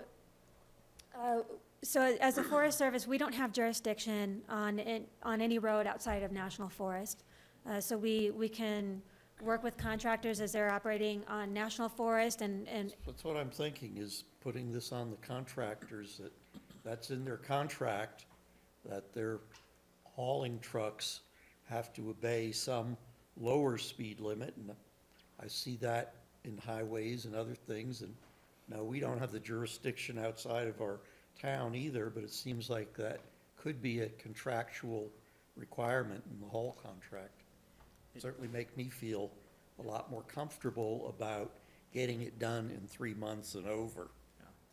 So we can't put that in our contracts. Anything that happens off of Forest Service land, off of public land, falls on the county to restrict those types of things. As far as speed, we can't put it in our contracts. Is that something we could talk to Eagle County about? Well, it's Pitkin. It's both. It's Pitkin and both. Eagle? It's both. Yeah. I'd say, the way to give clear direction is to say, do you want option A, do you want option B, or do we want to do some variation where, like what Katie was saying, was like avoid, like a June, July, and August, and allow hauling in other times? Do you want to say something like that? Or you can limit the amount of trucks. You can say that instead of unlimited hauling during the summer season, you could say that you do 2 trucks a day.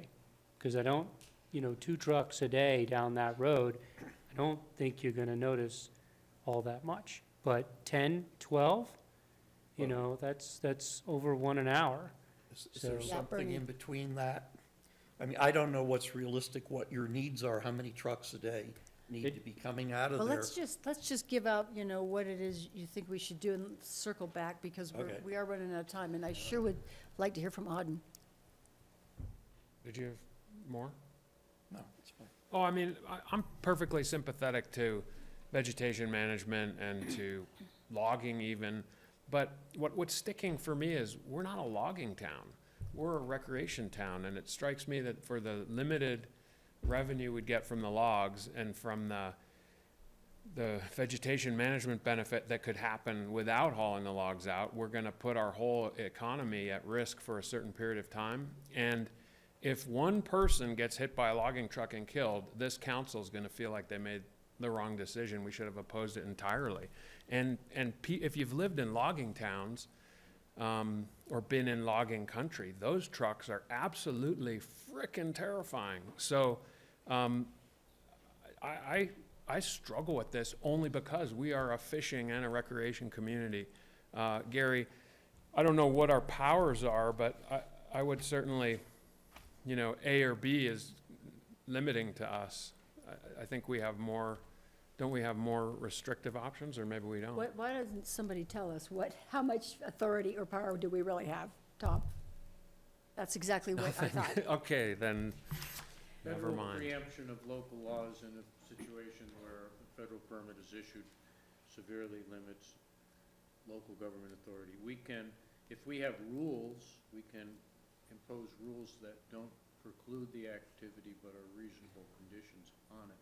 Mhm. Unfortunately, I don't know that we have any rules for the roads within the town that are generally applicable for commercial use. Outside of the town,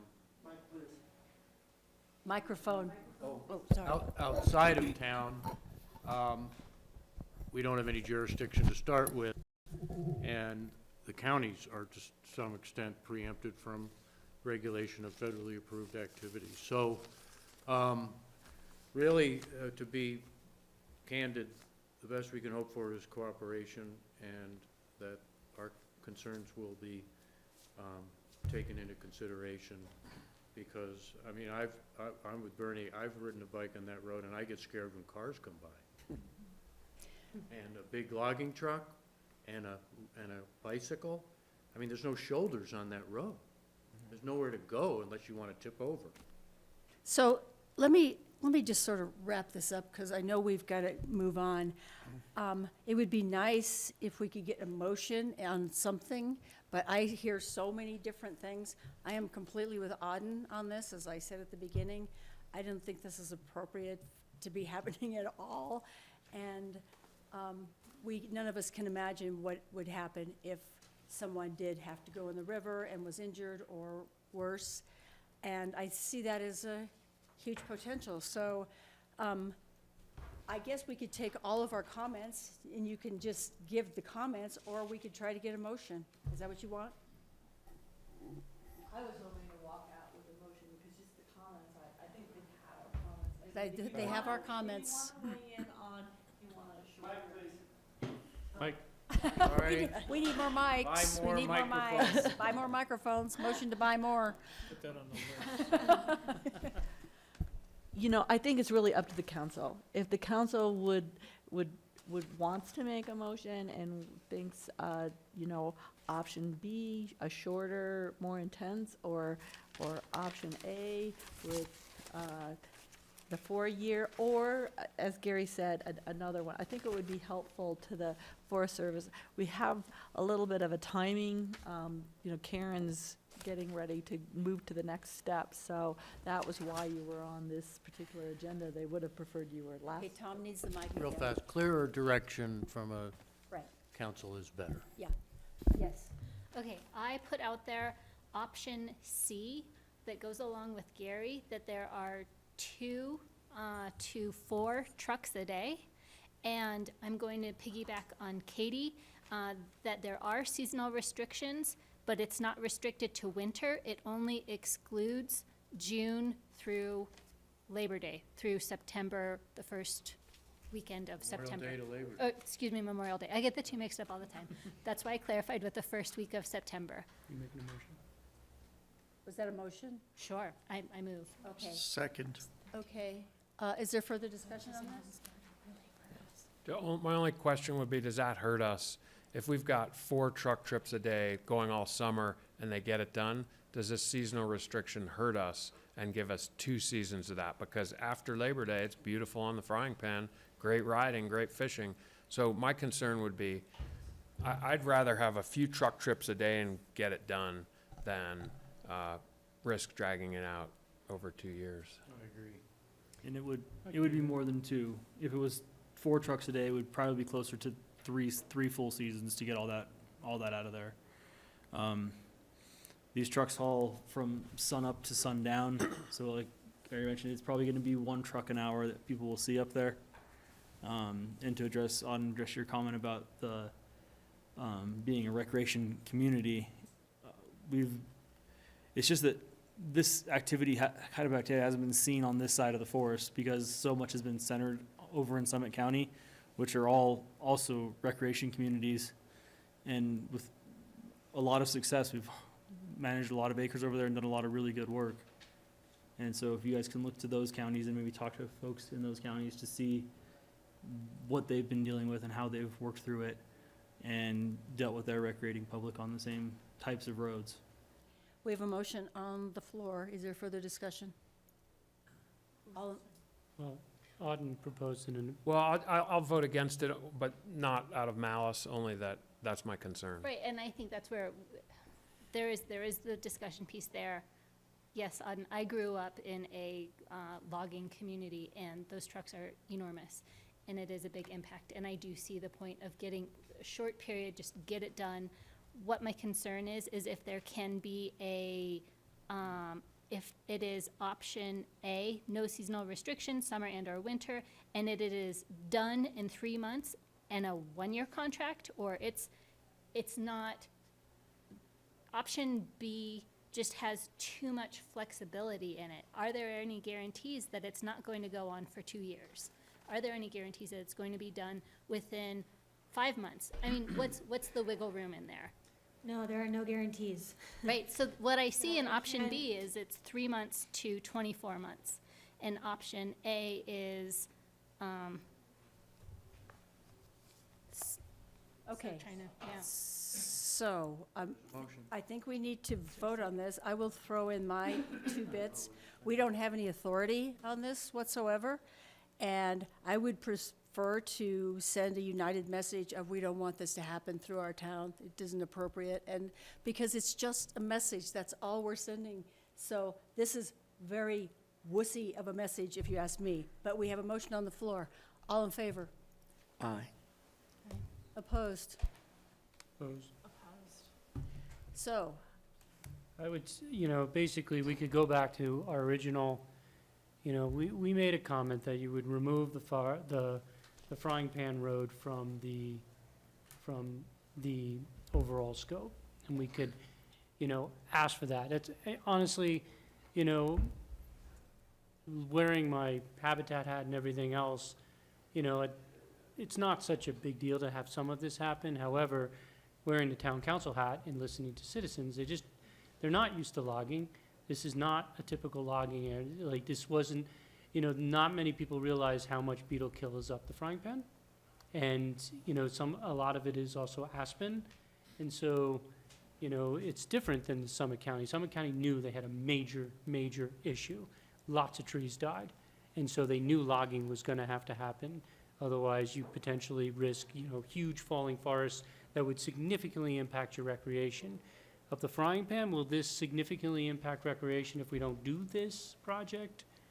I don't think so. I think as a town, we could sit with our original comments to remove the thing. So I think if we just sit there and let Karen and the Forest Service make their decision, I think that's the clearest message we can give, because all of us have totally different, none of us are that expert in logging to go, and you just don't know what you're gonna get from a bid. So I would say just continue with our original comments, and we'll see what the decision gets made. We'll see how it goes. Well, you already have the letter, you submitted it, didn't you? We did. I That mean, letter's out. I think it might be helpful if Davis just wrote a second one just to Say it emphasize again. that really you wanted to remove the 253. so is there a motion? Let's just get a motion and get this done. Sorry for no clarification, but we'll make a motion just to go with our original comments, Which was, It's in the letter. which was well, in the the letter that public was can't submitted. see the letter, so which was? Are you saying to reiterate them? Just reiterate the comments, because, we're not gonna get, they're not hearing any clarity from the 7 of us. And the main So- gist of the letter was? Eliminate the 233 plus or minus acres around Dimer and Cellar Lakes. Reduce the total time of the portion of the project where the logs may be hauled out on the frying pan road to 1 or 2 years. Exclude weekends, holidays, and other times. Restrict the number of trucks to 6 truckloads a day. And all the hauling should be between the hours of 10 a.m. and 3 p.m. And the designated haul route through the town of Basalt is Midland Avenue only. Weigh the trucks before the trucks access town streets. Require the contractor to hold a pre-construction meeting in the town of Basalt with periodic meetings with the police and public works. Notify Basalt Police when the contractor will initiate and complete hauling for the project. Place a variable message board sign near the entry of the Frying Pan Valley to give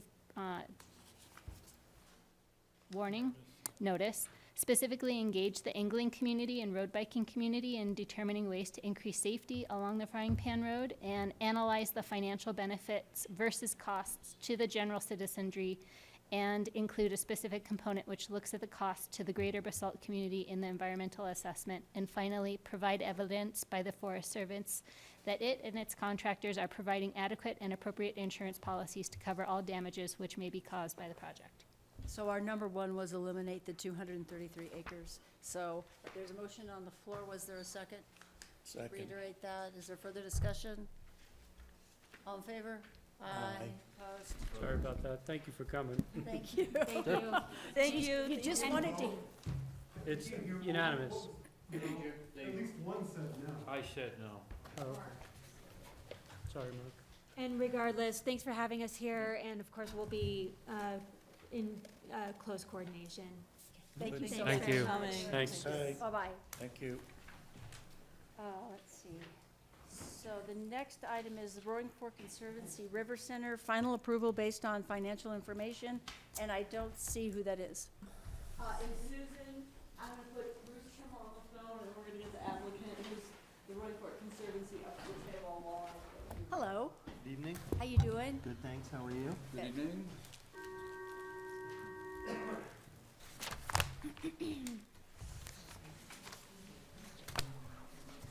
There are more seats closer to the front. Since it's hard to hear us, I suggest anybody who wants to hear us better, and there's gonna be a phone here too, move up closer.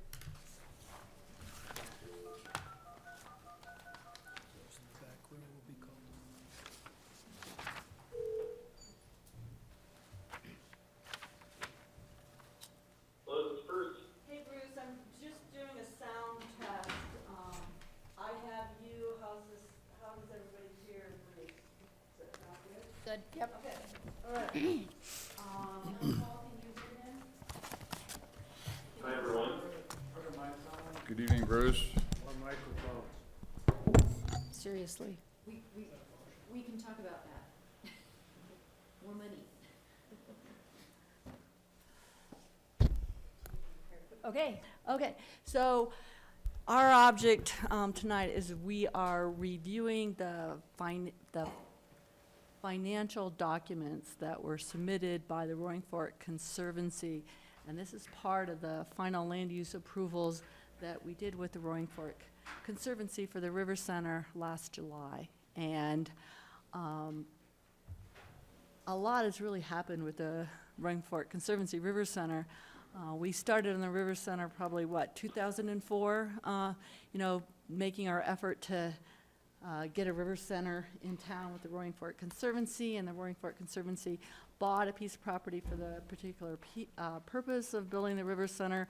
We went through a couple different iterations of different versions of the river center, and a lot of work was done to address, some of the desires of the community and the different councils at the time, which were, I think in large part, really to connect the river to the community and the town.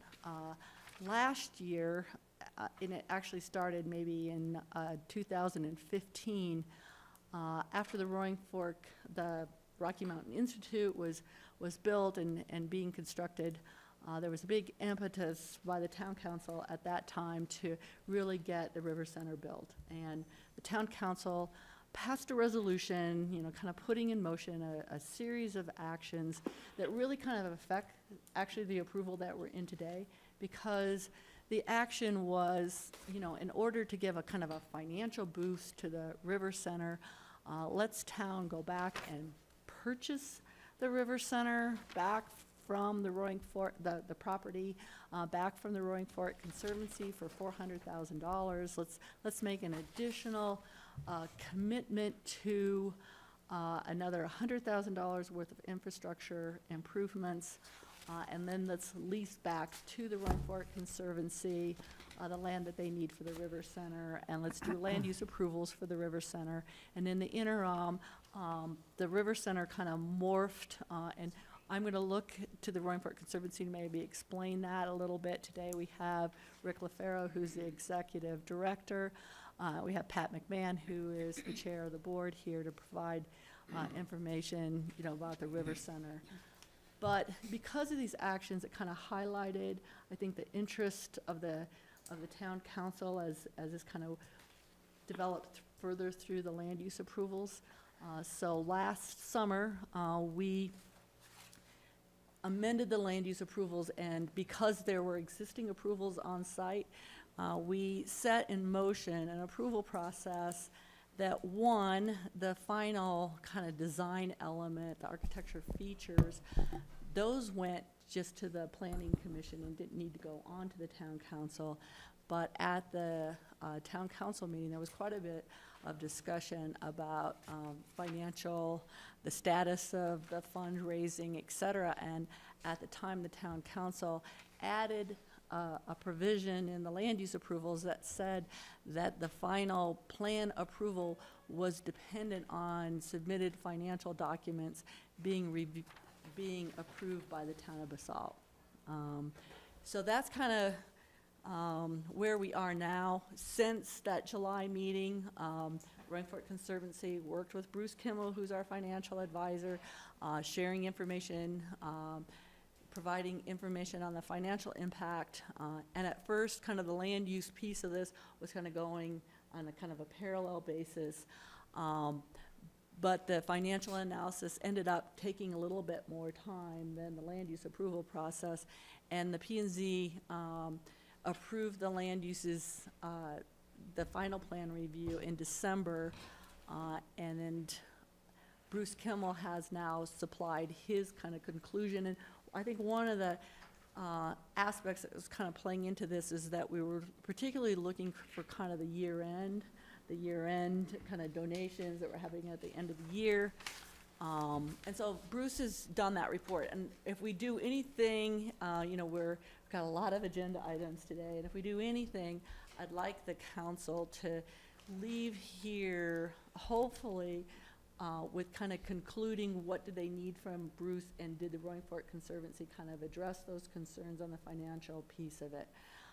There's another kind of, item that has kind of maybe been more emphasized in the last few days, and that really gets to this issue of are the community benefits that the town is receiving, how does that relate to the financial contributions that the town has made, and a little bit in terms of commitments, in terms of the River Center, and I'll get to that second, because I think that will come out a little bit more in the council discussion, just to flag that we did prepare and a kind of an option condition for you to consider, and again, we'll get into that a little bit more detail, but I think maybe if we jump in on this kind of first piece of the financial information that was submitted by the Rainforest Conservancy and kind of what that means, that might be helpful. So I'm going to turn it over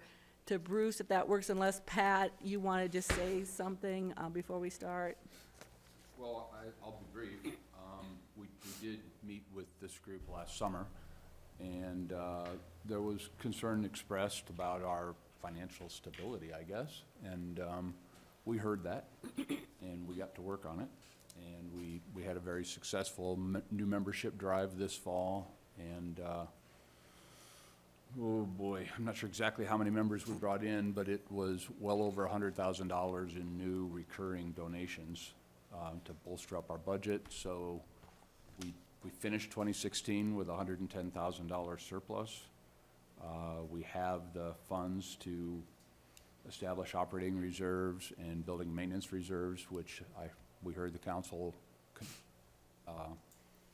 be concerned about that. So those are in our forward budgets, and Conservancy's in better financial shape now than it's probably ever been. So thanks for the little push. It worked. Bruce? Great. Thanks, everyone. So I'm just going to give a really brief overview of the memo from February 15th. Hopefully you've all had a chance to read it. And you can see the source materials that we looked at regarding the River Center proposal. And we actually had the benefit of looking at a couple of different iterations as the Conservancy refined its plan, its financing plan, and the projections that went with it.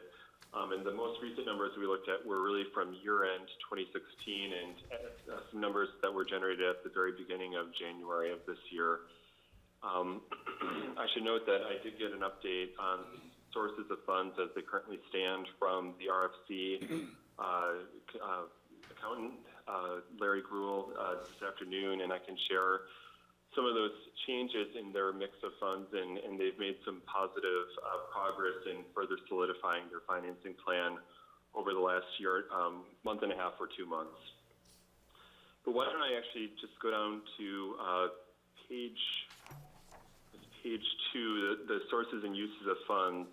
Again, these numbers were from numbers that we had discussed in January, and you can see the sources of funds to total about $3.1 million were at year-end 2016 they had about $1.2 million cash in hand, 620-some thousand of pledges receivable. Those were pledges that were either part of multi-phase contracts that they had with donors, or were other signed commitments that they expected to receive in a relatively short time period. And we discussed each of those in some depth, both in October as well as then in our January meeting. And so I felt like I had a pretty good handle on their assumptions, the Conservancy's assumptions about how those pledges, those signed pledges would come into hand as cash. As you're aware, there is a Town of Basalt commitment for a total of $100,000 in costs. At that time of our meeting in January, there was an estimated $40,000 left on that commitment. And then again, at that time, the RFC was expecting about $200,000 in grants and a half million dollar permanent mortgage potentially, and I can come back to that in a moment. And so really then the gap or the amount that needed to be raised or through new pledges, new donations for the project would be about $478,000 in order to get a balanced capital budget. If I can just jump ahead to today's numbers, and I didn't have a chance to get these to town staff until just about 10 minutes ago, so I don't know if is there a chance that you could project these, or should I just describe them verbally? I think you're just gonna have to describe them verbally. Okay, that's fine. So I would just point out that in the month and a half since I last spoke with RFC, they've converted pledges to additional cash on hand to the tune of about $125,000, and then they've backfilled the pledges that they converted to cash on hand, and then added additional pledges receivable, so actual signed pledges, by a net of $137,000. So if you combine the net new cash on hand and the net new pledges receivable, it's about $260,000. And that's basically then a subtraction of the same amount from grants that they're expecting, as well as remaining to be raised. So the gap on the remaining to be raised shrunk from $478,000 down to $305,000. Haven't had a chance to really delve into those, but just at first blush, it seems that I was comfortable with the direction that they were heading and the game plan they had for solidifying their sources of funds back when we met in January, and it appears that they're moving further in the positive direction that they expected here as of the end of February. Any questions about the sources and uses of funds as they currently stand for the project? What's the do you have any feeling about or estimation about the likelihood of the grants actually being received? Is it a long shot, or is it a very short shot? I think it's a medium shot. We've been invited to reapply to a couple of Colorado foundations, and so we're optimistic. We've been courting these foundations for several years, and I think we have a very good chance at winning some funding from Betcher and from El Pomar Foundation. And I would say that our numbers are conservative. I should also note that the RFC folks that I spoke with back in January really emphasized that they don't intend to break ground until they have most of that amount that's remaining to be raised in hand as either cash or firm pledges receivable with a firm timeline on receiving those funds. And I should also point out that Alpine Bank is the likely provider of construction financing, will also, in essence, be a backstop for the town in this regard. Their underwriting process for a construction loan will certainly take a very close look at where RFP is at with cash on hand and those pledges and grants in the pipeline so that they feel confident in construction lending for this project. I would also note that by my analysis, I think that this project can support actually a higher amount of construction financing if needed. If some of these grants and donations do take a little bit longer during the construction process to be received, it seems that the additional interest expense that would be incurred would be quite manageable for this project as long as RFC does keep generally on track with its financing plan. And then also in terms of a permanent mortgage, if that amount actually needs to be more than $500,000, it really seems very plausible that that RFC could support more than $500,000 of permanent debt. So that's really something to be worked out between them and their banker. But from a strictly budget perspective, they seem to have really created the capacity that they need to repay a $500,000 mortgage if needed, but also they probably could expand that over a longer repayment term. So that also just gives some comfort knowing that even though there are some pieces still to be firmed up and to be actually captured as cash on hand, they've got some good prospects for doing that, and also some flexibility and contingency with their financing. Which one of you? Okay, go, Katie. Okay. So this is a little bit off of sources and uses, but in the memo, it states that the River Center will not immediately function as a visitor center. So what we're looking at right now is phase 1 of 3.32 million, and that's gonna generate a building, but not a visitor center. And phase 2 will generate a visitor center. No, I don't think that's, go ahead, Rico. I think to clarify that the River Center was never intended to be a visitor center for Basalt. The River Center is intended to be much more than a visitor center, and I think as the focus shifted away from a heavy exhibit experience to an experience that mixes indoor and outdoor exhibitry with the natural assets that we have, I think we were looking at it less as being a visitor center where people would just come in and visit and see exhibits. Rather, the community would come in and experience it. We'll be offering the same type of programming we take to the schools, so our hope is schools will come to us for programming. Our public education series, Watershed Explorations, can easily happen on-site and in the facility, as well as all of the satellite locations where we are doing them. So while the facility itself has gotten smaller over time, the focus has actually been more public and community facing, with embracing all of that, really more for the community than the visitors. Thank you. I have a question. As a partner, I'm considering, in my personal life, of building an addition on my home, and I'm in the world of HELOCs and considering mortgages, loans. And I have the question in this case, if the town of Basalt owns the property, what will the Roaring Fork Conservancy use as collateral to have a loan?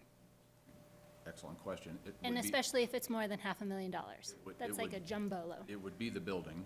Okay. And $500,000 is jumbo, but it's a $3.2 million project, so the loan to value is actually quite low. Okay. And I'm assuming it's a pretty long lease? It's a 99-year lease.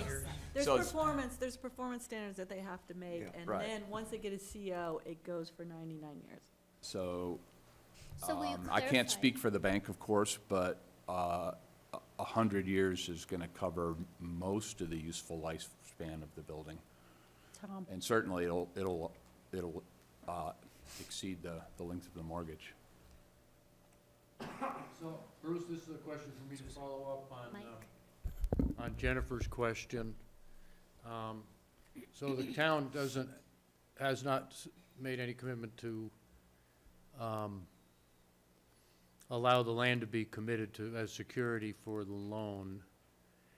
And I appreciate what Pat's saying about the loan-to-value ratio with respect to the building, but the building has only one use, and that's as a river center, and nothing else.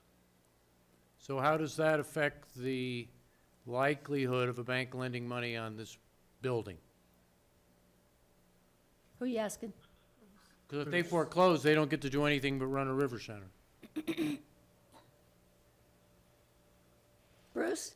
Well, I guess I would have to delve, is that truly, when you say a river center, I guess my understanding is that there was potentially a broader set of public benefit type purposes that could be contemplated by the zoning. So I guess I would have to delve into that a little bit more and see those specifics. But given my understanding of this specific project and also my experience with many other projects that have been developed on leased land, while the bank is certainly absolutely going to want to delve in and do its own analysis on, both the development budget and the other sources of funds that we've just discussed, and then also on their operating projections to really try to quantify what is that risk of default.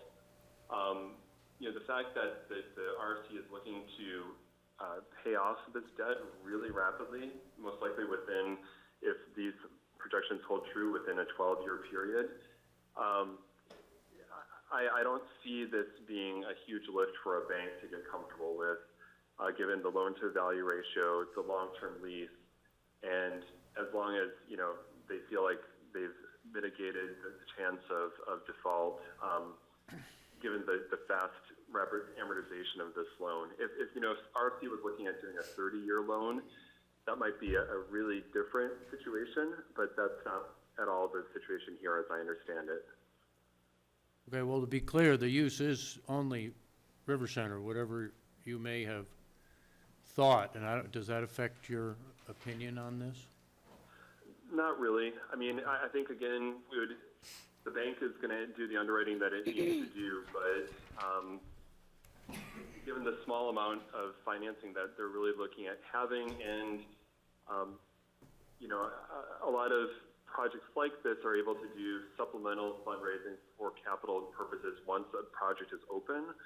And so, I could really envision, even if they started operations with a $500,000 mortgage, they might be able to rapidly amortize this.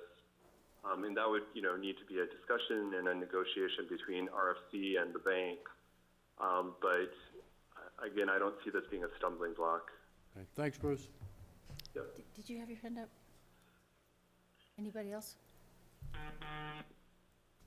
So should I just go ahead and just hit a couple other points on the memo and then see if there's any other questions? Sure. Okay. We did take a close look also at the construction period and looking at that month-to-month time frame for the construction and completion of the project. And, there is still more work to be done, certainly on RFC's part in identifying and capturing those new sources of funds. But it seems plausible based on their track record to date in attracting funding for this project that their game plan was feasible. And then on the operating side, we looked at this quite a bit as well, and they've been very conservative in our estimation in terms of both their operating income going forward with this river center, as well as the operating expenses that this river center would have.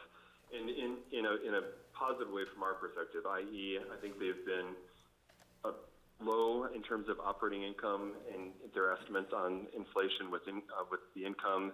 And then I think they've covered the categories that they needed to in terms of operating expenses. One thing that's worth noting is that by eliminating their current lease payments, that actually does open up a fair amount of capacity to, in essence, manage and take care of the debt service that they would be paying on a permanent mortgage. So because you're getting rid of that lease, and even though you're taking on new utility and maintenance expenses and also capital reserve expenses, there's still a net positive reduction in the occupancy costs that then they can really use to pay that debt service and get that amortized. So their budget is pretty simple to start with, and clearly once they do add more of the interactive and visitor-oriented experiences that I know are of interest to the council, I would expect that budget to evolve further as they look at 2019, 2020, and so on. But for the period right before construction, through construction, and then for the 2 years immediately after construction, it seemed like they had a pretty logical path forward on the operating side.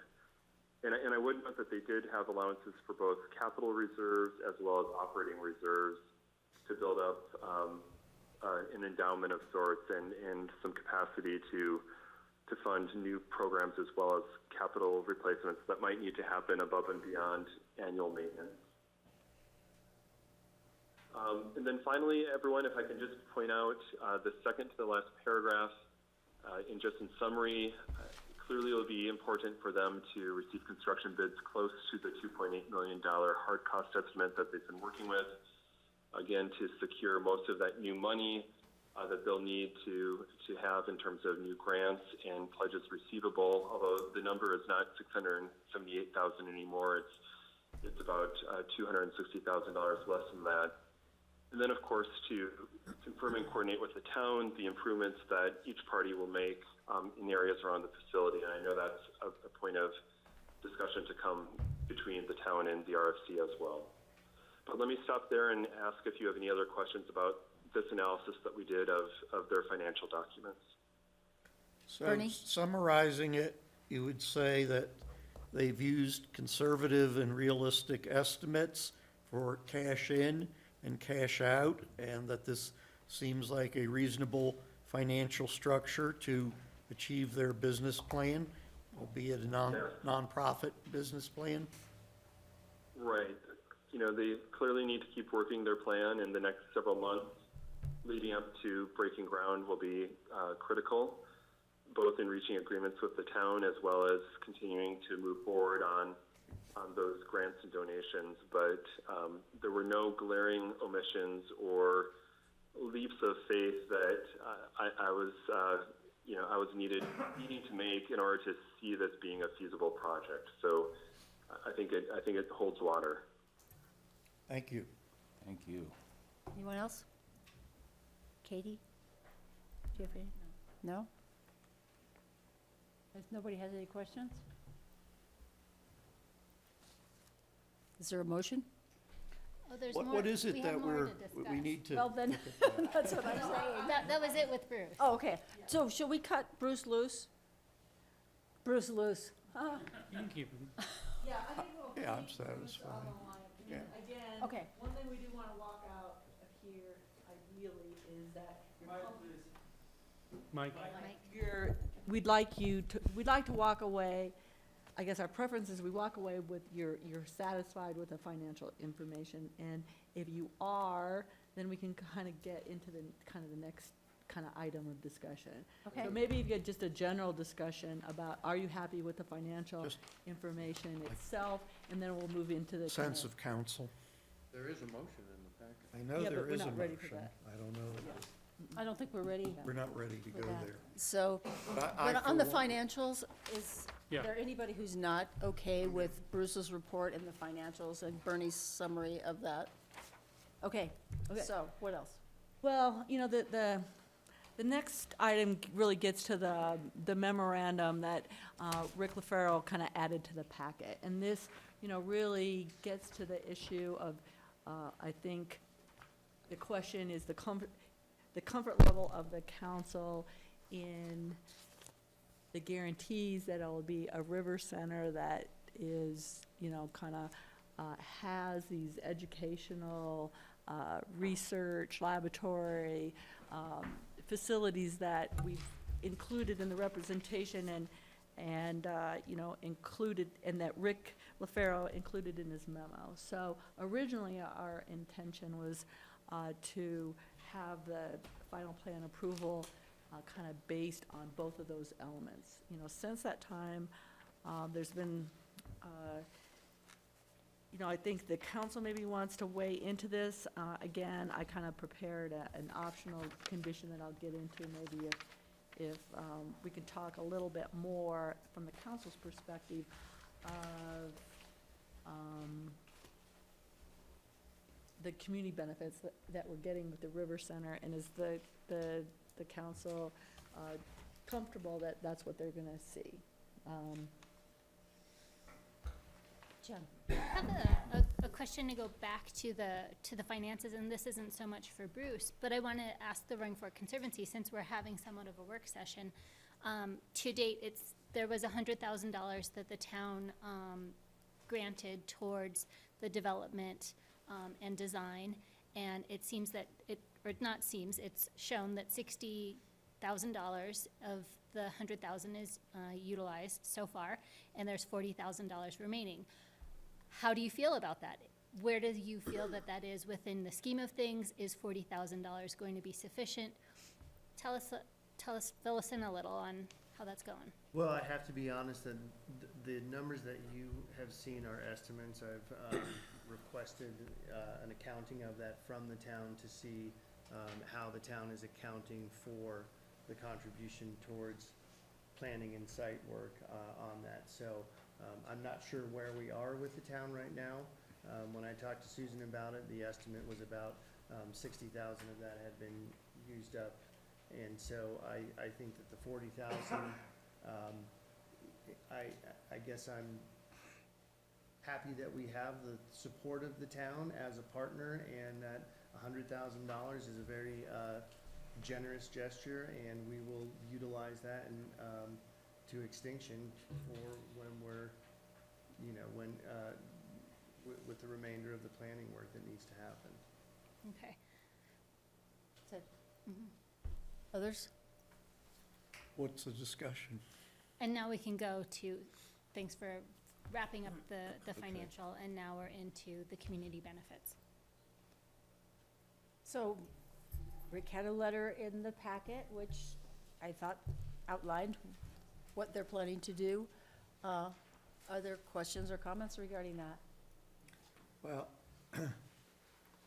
Yes, I think Bernie? when we had discussed this originally, we had indicated strong interest that it be a community outreach, not necessarily a big exhibit hall, but that it be strongly community-focused and based. And I commend you for right-sizing your facility to meet your needs and focus on your needs. And that's one reason why you're more likely to be successful. And I'm pleased with Bruce and I and Jen and Susan. We had extensive conversation about this afternoon via telephone, and I feel quite comfortable with your financial plan. I think Jen and I and some others would like to see something memorialized in writing regarding what exactly you'll be doing for community outreach, community education. And if you read this optional additional condition, it is that we will work as partners together, staff and the Conservancy, to come up with an additional agreement to be executed before a building permit. And the purpose of the agreement is to describe what you're going to do in terms of education, research, public access and visitor experience.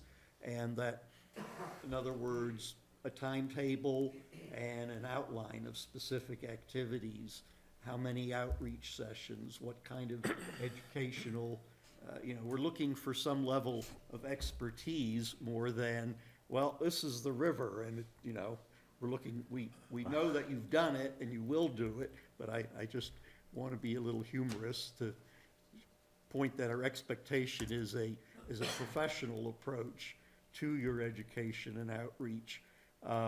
And that would be executed, and we would get reports back annually on, in fact, what are these road maps and these landmarks that you've completed each year, and what your financial situation is each year. Because with the conveying of a 99-year lease of a $500,000 piece of town land, we're partners, and we want to be good partners and help you, assist you be successful and share common goals, and I think this agreement would make it very clear. And is your expectation that the programs that we run are going to be dramatically different than the ones we have been running for the past 20 years? No, Just without a home to run them? Yeah, I would say it might be that we would hope as you grow and your foundation, that you Right. would grow in scope. Well, we certainly hope so, too. So that's, yes, I would say you're going down the right path, and we want to see you expand that path. We're in front of over 6,000 students a year right now, all the way up and down the valley from Aspen to Rifle? Or not, Glenwood. And we're doing that without any classroom space. We do charge a fee for those programs, but most of the school systems come up and say, well, it's not in our budget, so we do it anyway, and we fund it through donors, so that's a significant community benefit that has been going on that you may not be aware of. Our outreach stuff is, and I'm really the wrong person to be talking about this stuff, but we do a tremendous amount of collaboration.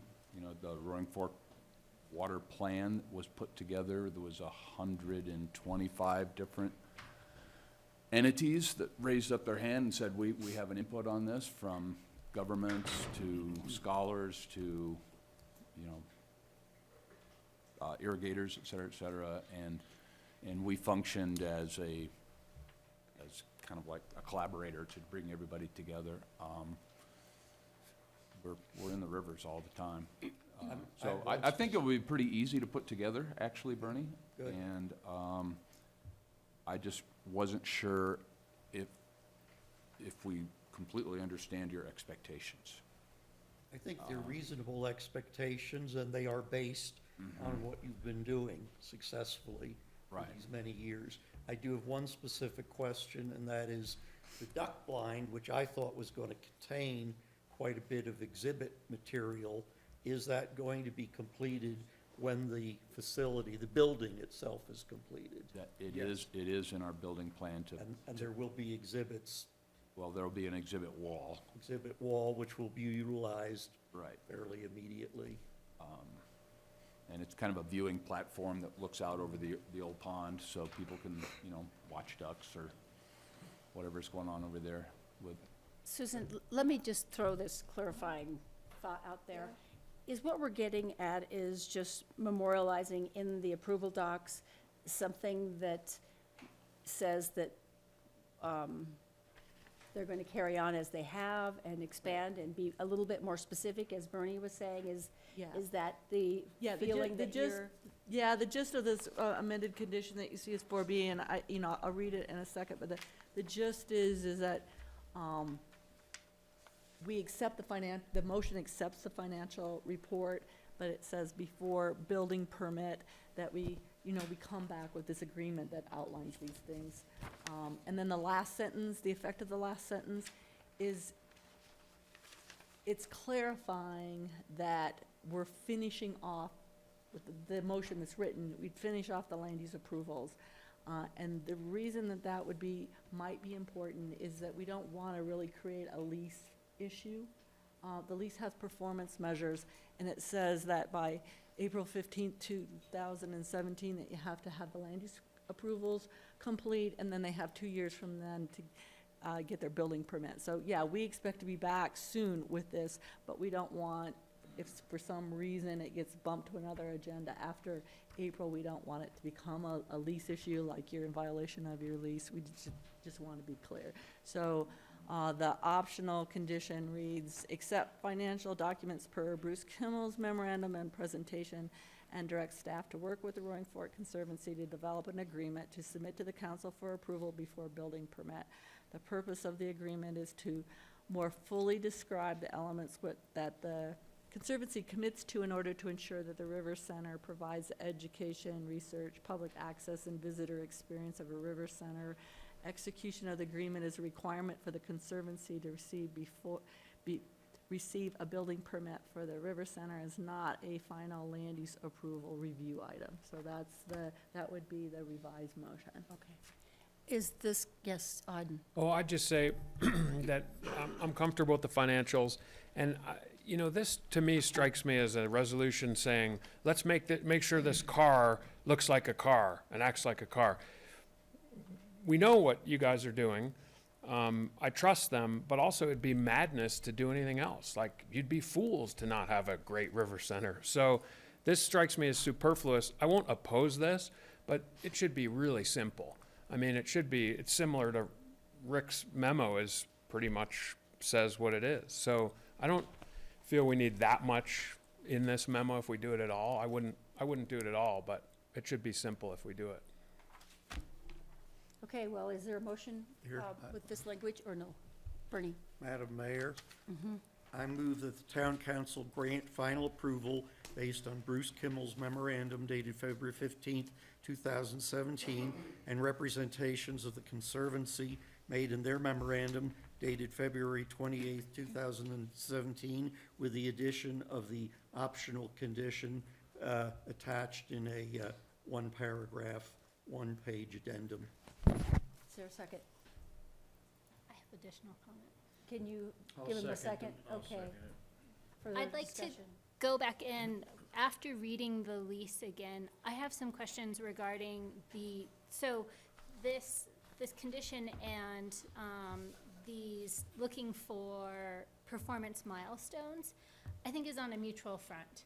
So it's not just as well what the Roaring Fork Conservancy is going to provide to the town of Basalt, but also what the town of Basalt is going to provide to the Roaring Fork Conservancy.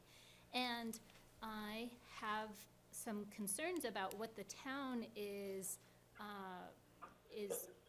to provide to the Roaring Fork Conservancy, and that mainly being some of the improvements around Old Pond Park. Those were in the budget, and we have since taken some of them off, and they are being demoted.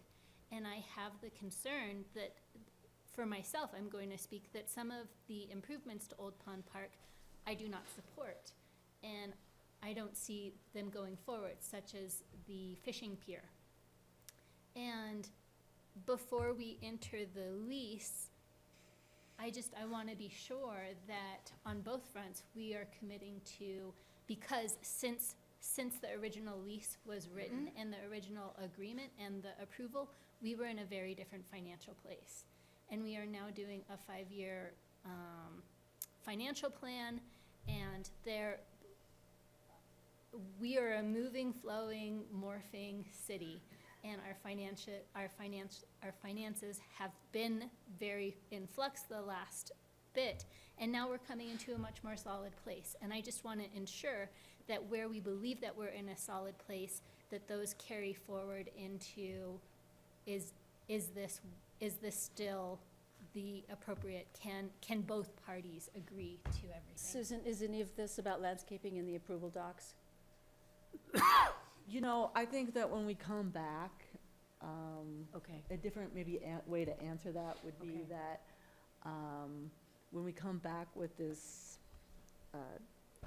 document, that we maybe give an update about where we are. I mean, I had that note that there's other documents that we might want to do, and we may want to enter into a more firm development agreement And so we'll take a look at that. But I think we could, at a minimum, kind of give a status report about where we are. So we didn't, without going into a lot more detail.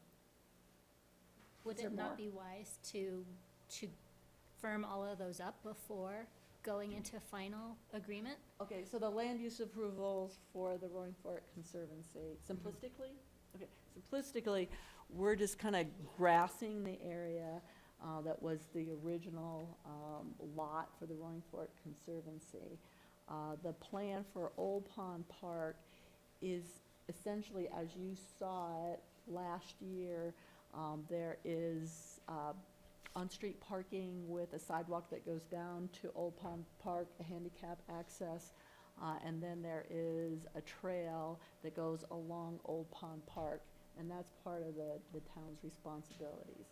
The fishing pier and the wetland garden were kind of removed from the idea that they would be town immediate obligations. The land use approvals include them, but there's no current funding plan for those, and kind of the idea was thought that we would go out with grants, maybe cooperatively with the Roaring Fork Conservancy, particularly with the River Center. Susan, if I could interrupt, just because, I mean, we're Yeah, getting pretty yeah, deep in the yeah, weeds yeah, here. yeah. That you have already said that you're going to, that this will be taken into account when you come back with the approval docs, as well as other, like descriptions of the services, et cetera. So will that be good enough to, I mean, we're not approving it now, so it's coming back to us to review, right? This is final. This is final, but And we that's, were and that's coming what I'm back. attempting just, to. you're just coming back from, There's another right document. now, just this additional document from them, you know, Okay. kind of, All right, Gary. I have a quick comment, and it goes to the basic premise of what we started down this path for. And what we started down this path for was to support an organization that provides education, science-based research on our rivers. We are a river town, and truly, to me, this is our opportunity to finally get this thing moving. And so I know there's little things that we want to work on, and I have to admit, I'm not crazy about the optional condition, because I actually, you know, I do agree with Auden, because this is what the Roaring Fork Conservancy has done. I've worked with them personally for how many, almost 15 years, and they do it, and they will continue to do it. And I don't need to see it, because I saw it in Rick's memo. To me, we need to move this forward, and we can work out the rest of it. And truly, I believe we have an incredible partner in the Roaring Fork Conservancy. I'd really just like to get this thing going. Is there anything else? Okay, well, I will just throw in with Gary that the same people have been at the table. I have sat at their table, so I know who they are, and they're still the same people. So I'm a little confused about this, since this is final. It was making me think we were continuing it. So we have a motion and a second on the floor. How about all in favor? Aye. Aye. Opposed? I'd like to continue and iron it all out. Okay, thank you. Thank you Thank for you. your Thank you, patience. guys. Thanks for coming in. Really appreciate it, and we'll try to get that thing to you guys right away, because we probably need to have a finally approved ordinance before we can even submit some of these grants. So it's just kind of, I look understand where forward you're to coming working. from, Yeah, and we'll work with you. it's all good, but, you know, Thanks, Pat. we need it done so we can keep going. Right. Thank you so much. You bet. Thank you. Thank you. Okay. Our next item is a public hearing and second reading of ordinance 1 of 2017, an ordinance of the town of Basalt rezoning the property at 150 West Homestead from R3TN to R4MD, approving the least minor subdivision, Hi, Bruce. creating 3 lots and granting final site plan approval for Lot B of the subdivision. James? Thank you. This is a public hearing and continued second reading of an ordinance that was approve of an application submitted by Mark Elise to rezone the 150 West Homestead property to R4MD, as well as to subdivide it into 3 lots, 2 that would be 3,000 square feet and 1 that would be 6,000, as well as a final site plan review for a house on Lot B, which you can see right here. And the house would be about 1,300 square feet. As background, as we described, the property fronts on Homestead Drive right here, and it's got Tucker Lane back behind it. As I indicated, they're going to subdivide it into 3 lots, 1 of 6,000, 2 of 3,000 square foot, which are lots A and B. And the applicant is proposing to construct a house on Lot B at this point. The other 2 lots would be developed pursuant to the R4MD zone district requirements in the future. And for redevelopment on these properties, they would need to come back through a site plan review. In reviewing the application, as was described at first reading, staff and the Planning and Zoning Commission thought it was consistent with the R4MD zoning, as well as the neighborhood character, in that the neighborhood has small houses on small lots, similar to the configuration that is proposed in this subdivision. It's exempt from affordable housing requirements, as it would create 3 lots, 3 houses of less than 3,000 square foot. There have been no changes to the ordinance since first reading, and staff would recommend hearing any comments the applicant has, taking public comment, and providing council discussion. We've got Mark Elise here this evening. The Mark Elise? The Mark Elise. Hi, Mark. Do you have any additional comments? Okey-doke, this is a public hearing. We'll open the public hearing at 7:53. Is there anyone in the public that has any comments regarding this application? Hearing none, we'll close the public hearing and go to council. Is there a? Mayor, I move the Thank town you. council approve ordinance 1, series of 2017 on second reading. Second. Further discussion? All in favor? Aye. Opposed? You hung around. You for waited. 3 You minutes. waited for us. But he got Thank you. approval, so It's worth it. They were all ready. Yeah. Appreciate it. Yeah, good luck on that. I want to see. Good luck. Thanks, James. Okay, the next item is resolutions. Well, it looks like public hearing still. Public hearing and consideration of Resolution 4, resolution of the Town Council adopting amendments to the 2007 Town of Basalt Master Plan to add the Basalt High School property to the urban growth boundary and make other revisions to reflect the changes to the urban growth boundary. James. Thank you. It is a public hearing, as the mayor indicated, to consider a resolution that would amend the master plan to incorporate the Basalt High School property into the urban growth boundary.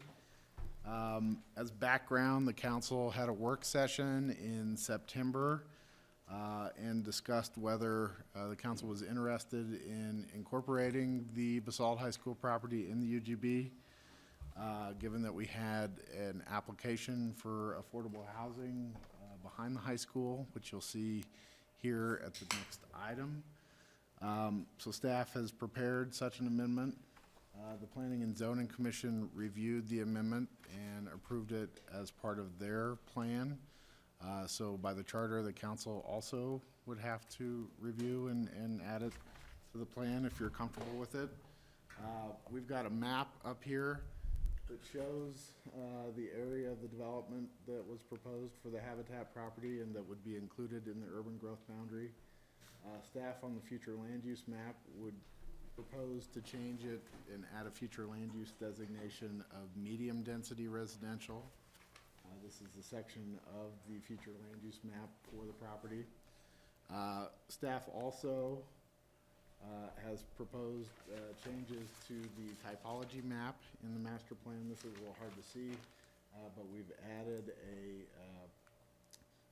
affordable housing overlay here to the typologies map, as well as a manufactured housing overlay to accommodate proposed development.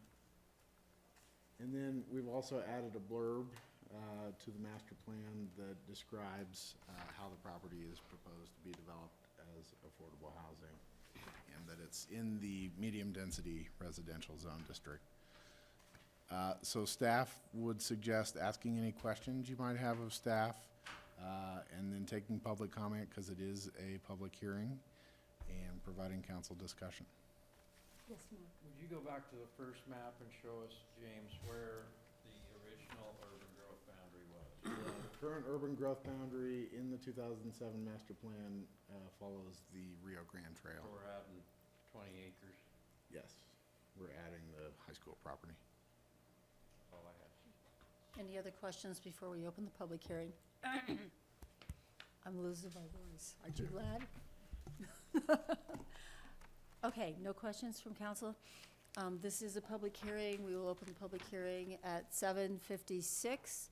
Is there anyone in the public that has any comments regarding this application? It's not an application. But, yes, sir.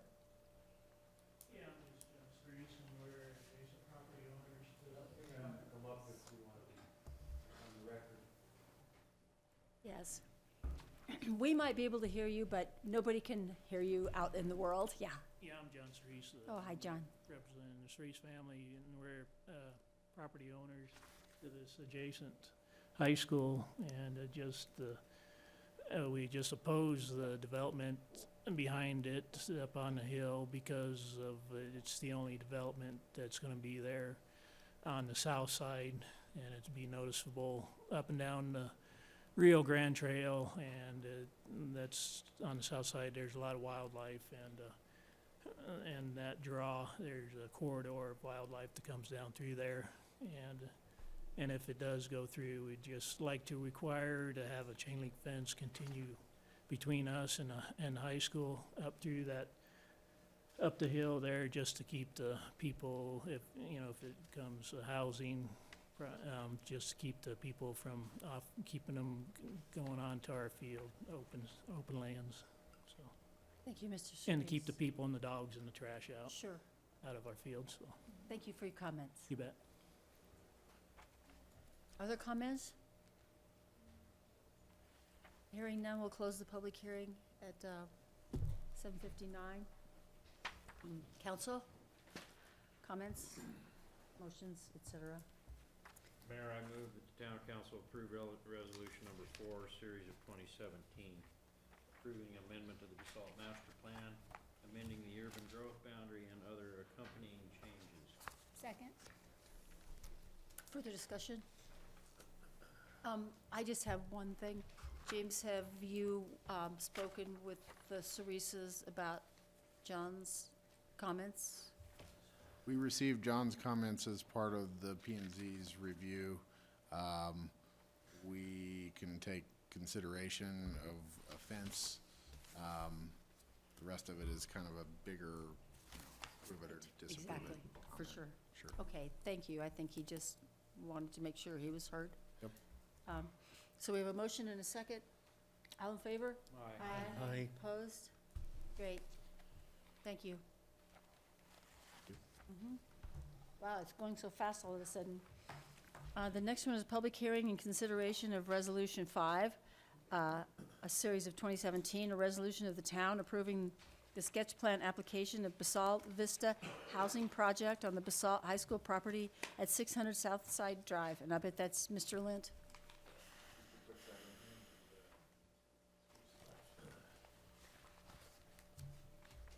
Scott, you want to come up and?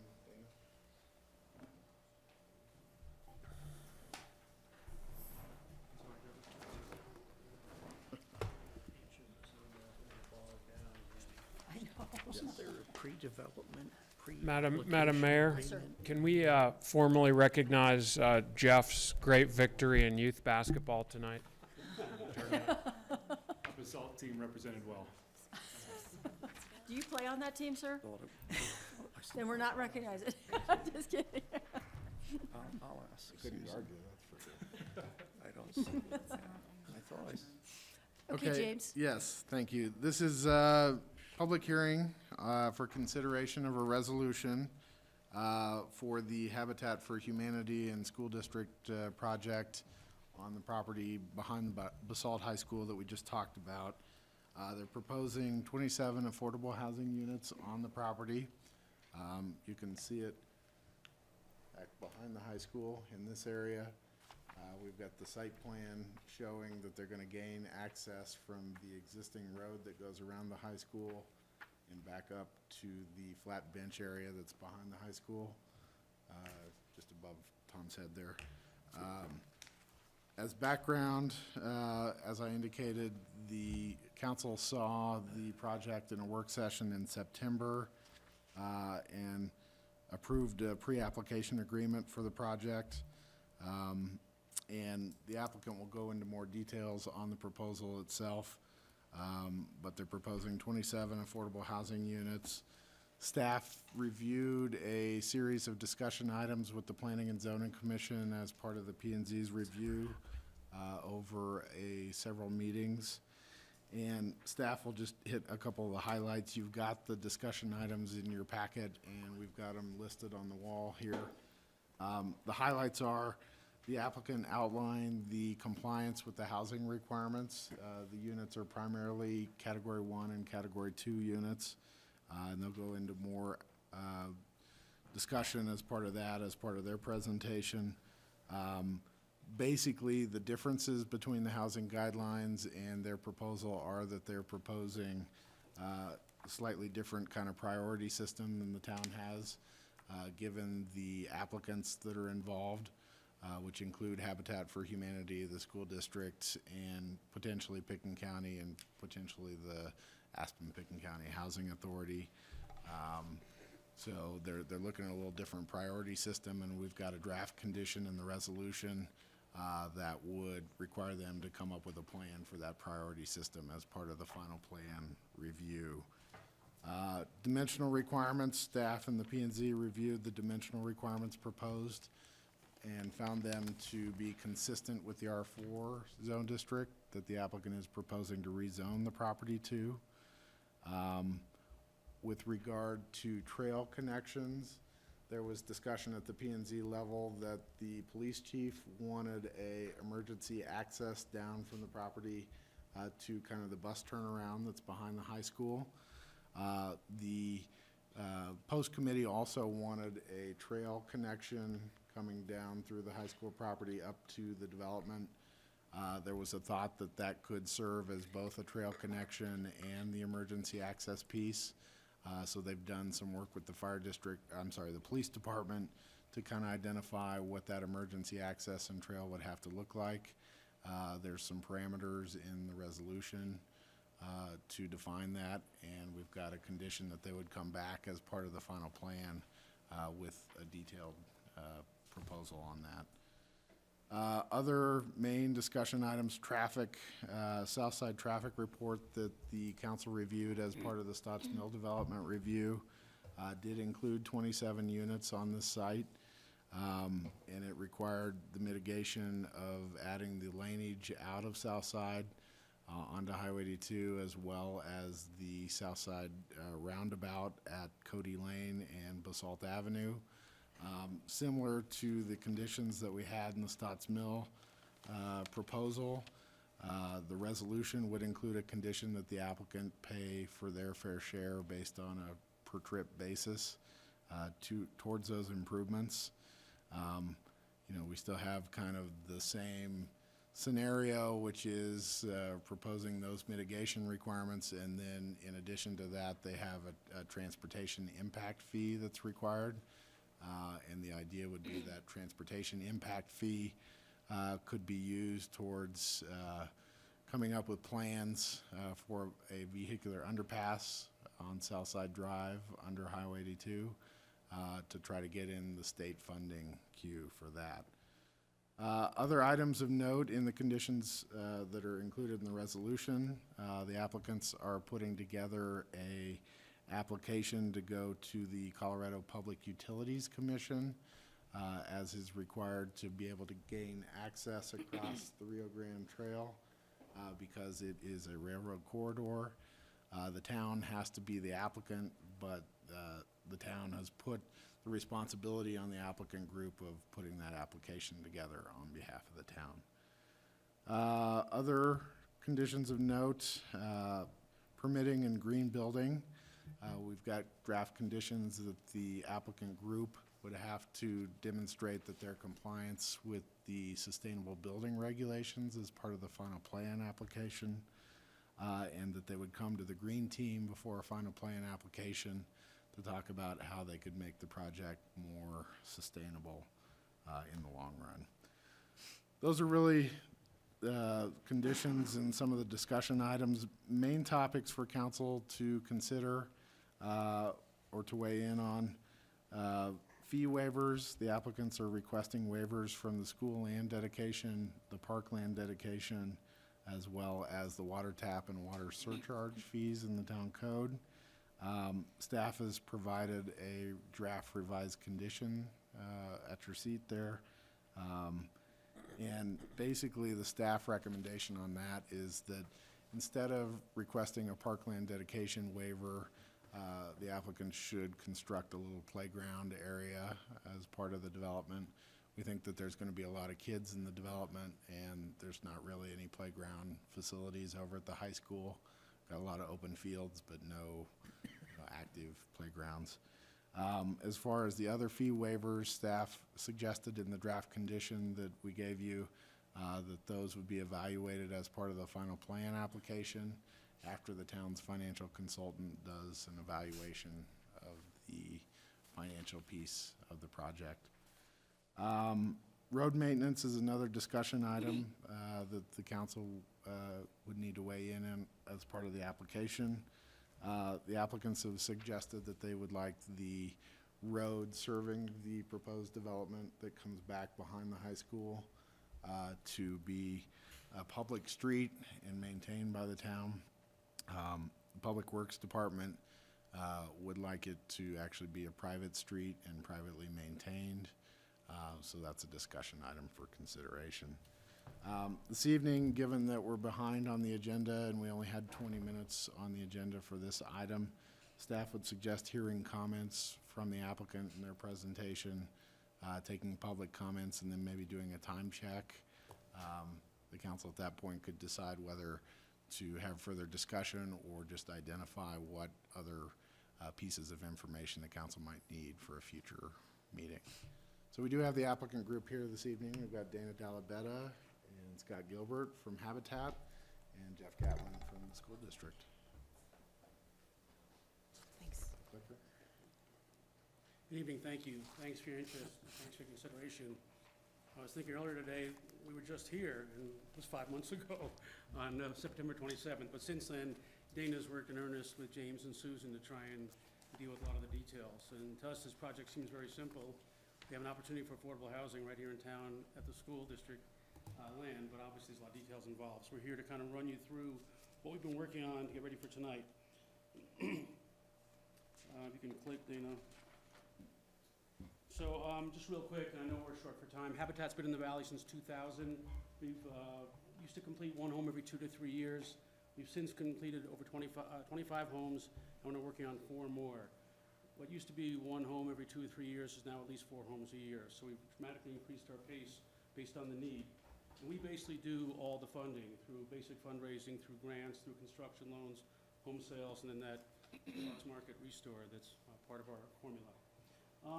One of the things we've talked a lot about in our valley is the reason why affordable housing is so hard to come by. There's a few factors, and one of the nice things is that we figured out a formula for dealing with them. Land is one that's obviously a huge hurdle because it's expensive. You have a partner like the school district with land that's readily available and free. That's a big step forward to try and make a project viable. When we have a formula that includes a lot of volunteer labor and the same partners in the trades, we have an ability to keep our costs down there dramatically. About half the homes are only done by volunteers. In this case, we actually expect a different formula, but it's a big way to cut labor costs. Materials, there's not a Lowe's and a Home Depot right nearby like in most towns, but we have other partnerships, national brands that help us, and great relationships with the lumber yards in our valley to hold costs down. We are a nonprofit. A normal development has profit taking at 3 stages. We have no profit taking. And then we get very good financing through the USDA and through local banks. Most developers only care about getting the house built and selling it and say, good luck to the homeowner, find a way to pay for it. In our case, we take them through that next step, work with the banks, and get very favorable loans, usually without, that we've never had mortgage insurance, we've never needed a big down payment. We will take them through and shortcut the process because it's them and us working together to guarantee the loans, or make the banks happy and comfortable. And then in Basalt so far, we built a Sof's home, Sof and his wife's home in Bicol. That home appraised for $590, and the Dory's got it for $275 with a nice loan from First Bank. We built Lions Stage just a couple of years ago, probably 8 or 9 years ago now, and then the Restore has been in business. It'll be 2 years, a couple months. I want to turn over to Jeff and let him address sort of a key piece of our puzzle here. Yeah, so I think you all are aware of the challenges that our schools face, hiring and retaining staff. Thus was really the push behind the generous bond that was passed in our entry into the affordable housing market. So with that, we've been working on a rental program, and you know, as you know, we're looking to move into 17 rental units at Willits here this summer. But certainly, we know we need more than that. And what's been really exciting is I've been working with a group of staff on how we want to develop guidelines to run that program. And one of the founding principles that this committee identified was we have to make sure that this is a vehicle to ownership. And, but that's gonna take some time, and it's gonna be a slow process. So the idea of getting a tremendous start and a jump on a path to home ownership with this project is absolutely key for our long-term plan. And so, you know, the fact that the staff identified this was certainly part of what we wanted to do initially in our bond, was to generate some type of transition to ownership. The fact that this fell into our lap, it is a tremendous project, and knowing it could benefit our staff just really makes that exciting for us, and just be a great project so we can start working on that transition piece. You all done? No more stories? Good. Okay. One thing, the town here, APSHA and Pickens County are all very aware of the need for affordable housing. Can you go back one slide for a second? Hi, Siri. Follows me everywhere, it's horrible. I actually have a meeting tomorrow that I just scheduled with the Donnell K Foundation. Donnell K is a foundation that funds education in rural projects around the state. And I called them by chance 2 weeks ago based on their website and told them what we're doing. And the lady said, can you repeat that? I'm like, yeah. And she said, I can't believe you're calling me, because all the superintendents around the state from the rural districts have a rural school alliance. They get together, and the single biggest problem in the state for all these schools is affordable housing for teachers. And they've been looking for someone to actually do a model project that people could learn from. It kind of shocks me that people haven't figured this out yet. And because we have a great collaboration, potential partners, on the next slide, Dana, the school district, Habitat, Pickens County, APSHA, and the town, we have what appears to be sort of a beta test on how to figure it out. It seems pretty straightforward to us. It's interesting to me that Donnell K is fascinated by it and thinks this could be a great model, not only here in the state, but beyond. And so I'm meeting tomorrow, which I'm really excited about. And I think they'll get behind us and see us as a test pilot. So we're all gonna be on TV, hopefully for good things. Last piece, to make the partnership work, we have different resource from each group. From the school district, we talked about the land that's not needed for further school buildings. For Habitat, this is what we do. We have expertise in developing efficient, affordable homes, and we know how to get homeowners financed, which is critical. Pickens County is in serious discussions with us for significant funding for the road and the utility hookup. And then APSHA is talking also about lending their long-term support for keeping the homes affordable, keeping them in the affordable housing pool, and for compliance, what they do. So we see it as a really good partnership. I want to turn over to Dana to start with sort of how we got to tonight and where we're heading. Sure. I'm going to get a little bit more into some of the details on the project, and I'll go through it all fairly quickly just based on time, but I'm happy to go back to any of it afterwards. So just a little bit of history. We've been at this longer than just the 5 months that we've been bothering James with this project on pretty regularly. So we initiated discussions back in spring of 2015 worked our way through some initial design concepts that initially had up to 48 to 50 units.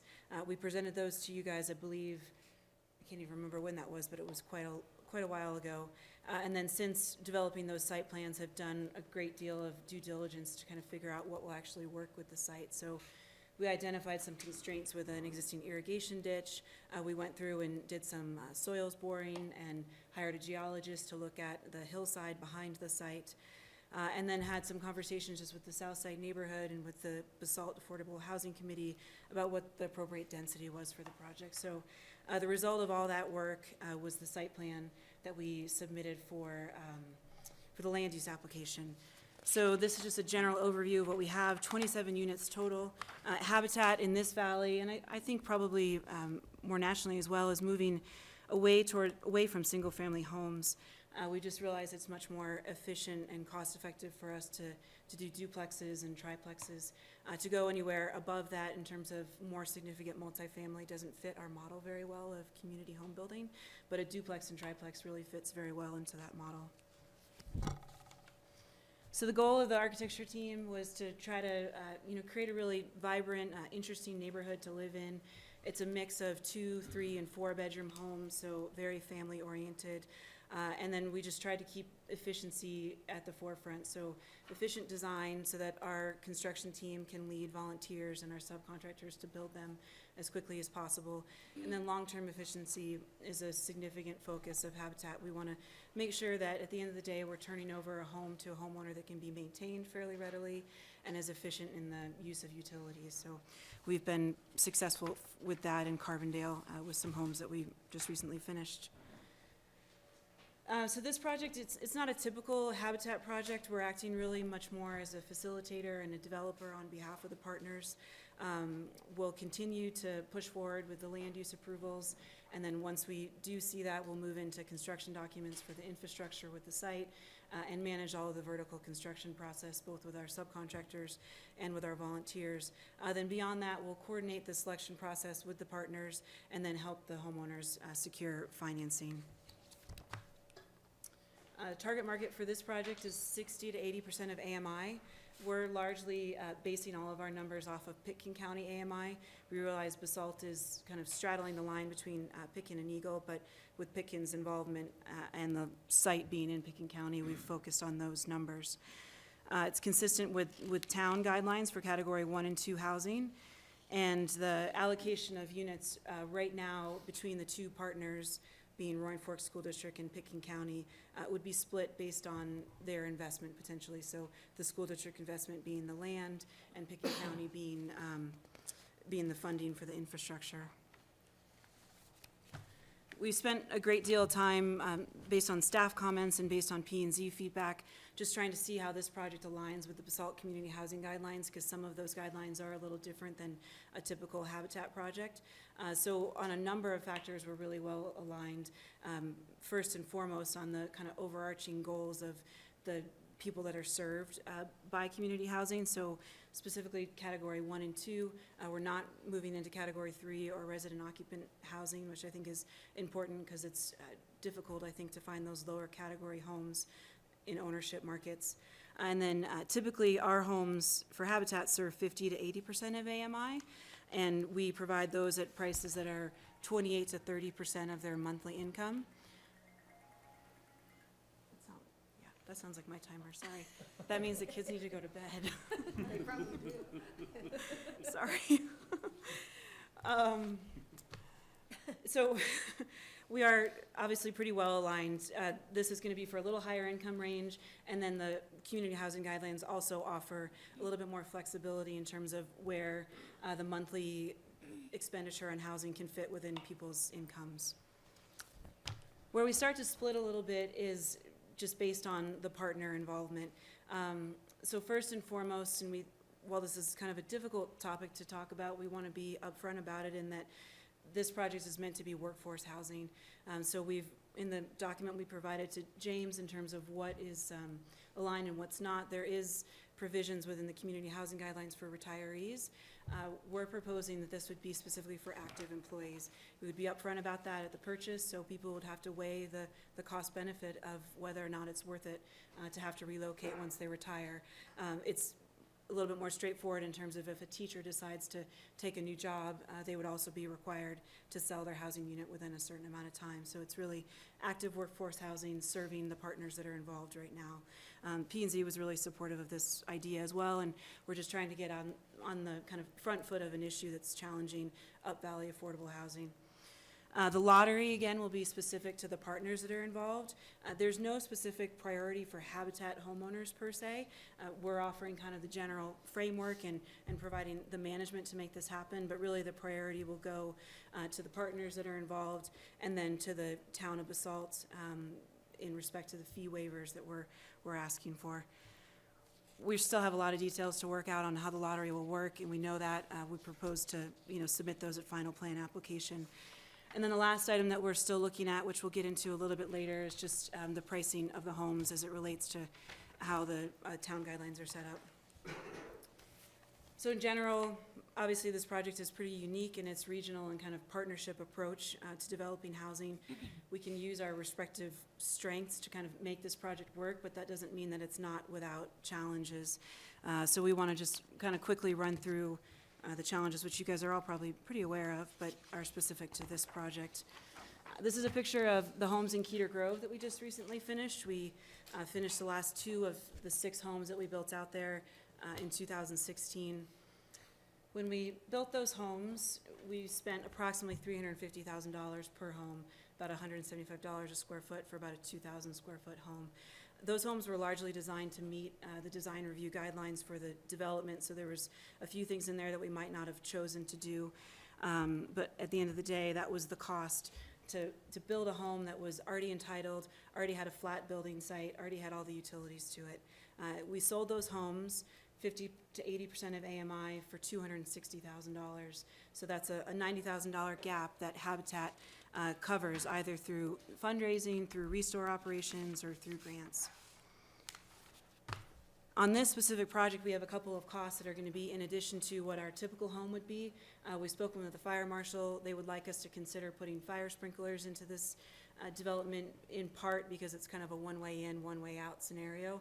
That initially came up when the housing development was going to be permitted under the state of Colorado. Now we're going to permit within the town of Basalt, but still I think it's a consideration we need to continue to factor into the costs. And then we've also been asked to build this in a little different model than how we normally do. So to build it a little bit faster, which might mean that we might need to involve more subcontractors and to limit the amount of sweat equity, which is the time that the actual homeowners are out there building their homes. Again, because people were concerned about whether or not employees had time to actually do that. So both those would require us to hire out more of the labor and increase the costs. And then finally, above and beyond the numbers we've already talked about, there's impact fees and increased scope that has been brought up as part of the review process. So first we'll kind of start out with what we expect we'll be able to sell these units for, and then kind of back into where that leads us to for the gap. So we're proposing that for a 3-bedroom unit, and again, we have a mix of different unit types. For category 1, we'd be about $270,000, category 2, $320,000. This is a bit higher than what's listed in the Basalt community housing guidelines, and really based on just 2 factors. First, the town uses 6% interest. We adjusted that down just to reflect market conditions a little more accurately. And second, we only use Picken County AMI instead of a blended rate because of Picken County's involvement in where the site is. So again, based on those sales prices and where our historical costs are, we're still very preliminary in kind of the design process, so we're using a very similar number to what we built in Cedar Grove on $350,000, not including the cost to kind of increase our speed, add scope based on referral agency comments, or the impact fees. So our gap is still there. It's a little bit less than our typical gap, but it still remains a priority of ours to try to reduce that gap as much as possible. So we'll quickly go through the impact fees that we feel are appropriate to waive. First, school land dedication. We're still speaking with the school district and the school board about this one in particular. Parkland dedication, as James mentioned, hopefully we can mitigate that through the playground and potential dedication of some of the units to the town. Water tap fees are fairly significant in that area. Special improvement fee is a standard $1 per square foot fee. The traffic impact fees that, again, James mentioned. And then sewer tap fees, which we are, fully aware is not at the council discretion to waive, but we just want to know or want to share with you what the cost of that's going to be. So in total, $750,000 in impact fees that we don't have on a typical project, $27,000 per unit. You'll note that at this point right now, we're not looking at requesting a waiver on the building permit fees. So hopefully that's, a helpful benefit because we know there's staff time associated with processing those. So in addition to the impact fees, we've got some scope that has come up as part of the review process, some additional road infrastructure, speed tables along the access road from the Southside Drive stop sign all the way through the development because it is a fairly long straightaway. This added emergency access up from the cul-de-sac, which would also cross-function as trail access up to the existing BLM land, improving some median between our access road and the community gardens to delineate that a little bit better. Added design scope to provide replacement space for the Basalt Recreation Department, add a WeCycle station, and then obviously this discussion of who maintains the roads in the long term. We did design them to Town of Basalt design guidelines with the intent of dedicating them over to the town afterwards. So Scott, I'll turn it back over to you to close Yeah, out. so there's an awful lot to throw at you in 20 minutes, and we want to lay out the whole project and give you a sense that we've been doing this 7 days a week, and we're excited about it, and think we have a great plan, and we're trying to work all the details to make this process go smoothly in the next few months, so we can get to, our dream and our plan is to be partners with you and to make this happen, and click the slide in if you can, is to be in the ground the day school closes. We have a longer summer vacation this year, apparently, according to the paper, 2 more weeks, and we think, we're able to start in the summer, we get a lot of the infrastructure work done, less disturbance for the school, Jeff. And so we're excited to hear your comments, hear your thoughts, and try to keep the process moving. And again, I want to thank you for your interest. Thank the staff, it's been awesome in trying to help us deal with this. And we're trying to thread a needle to figure out a way that makes sense for the town, makes sense for the school, makes sense for the county, and makes sense for APSHA. And in a way, Habitat's just a facilitator here. We're the catalyst to pull this all together. And, nothing yet has made us believe that this isn't a great idea and that we can't get it done. Nothing scares us, it just keeps us going. So thank you. Okay, is that it?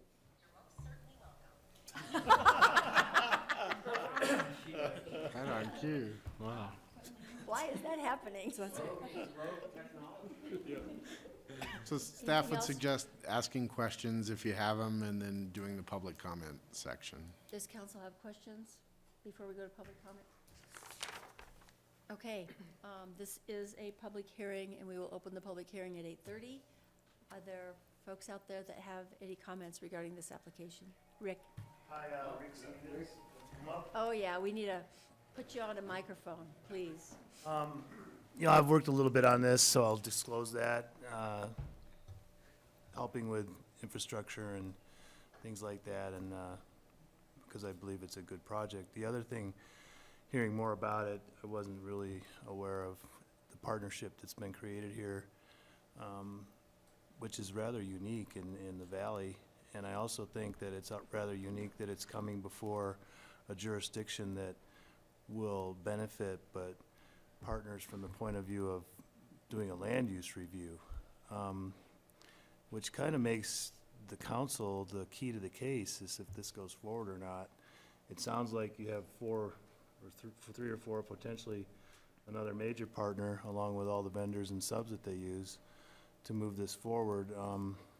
So it really boils down to what happens here. It's an interesting challenge. If I was sitting up there, I'd be thinking about it pretty hard.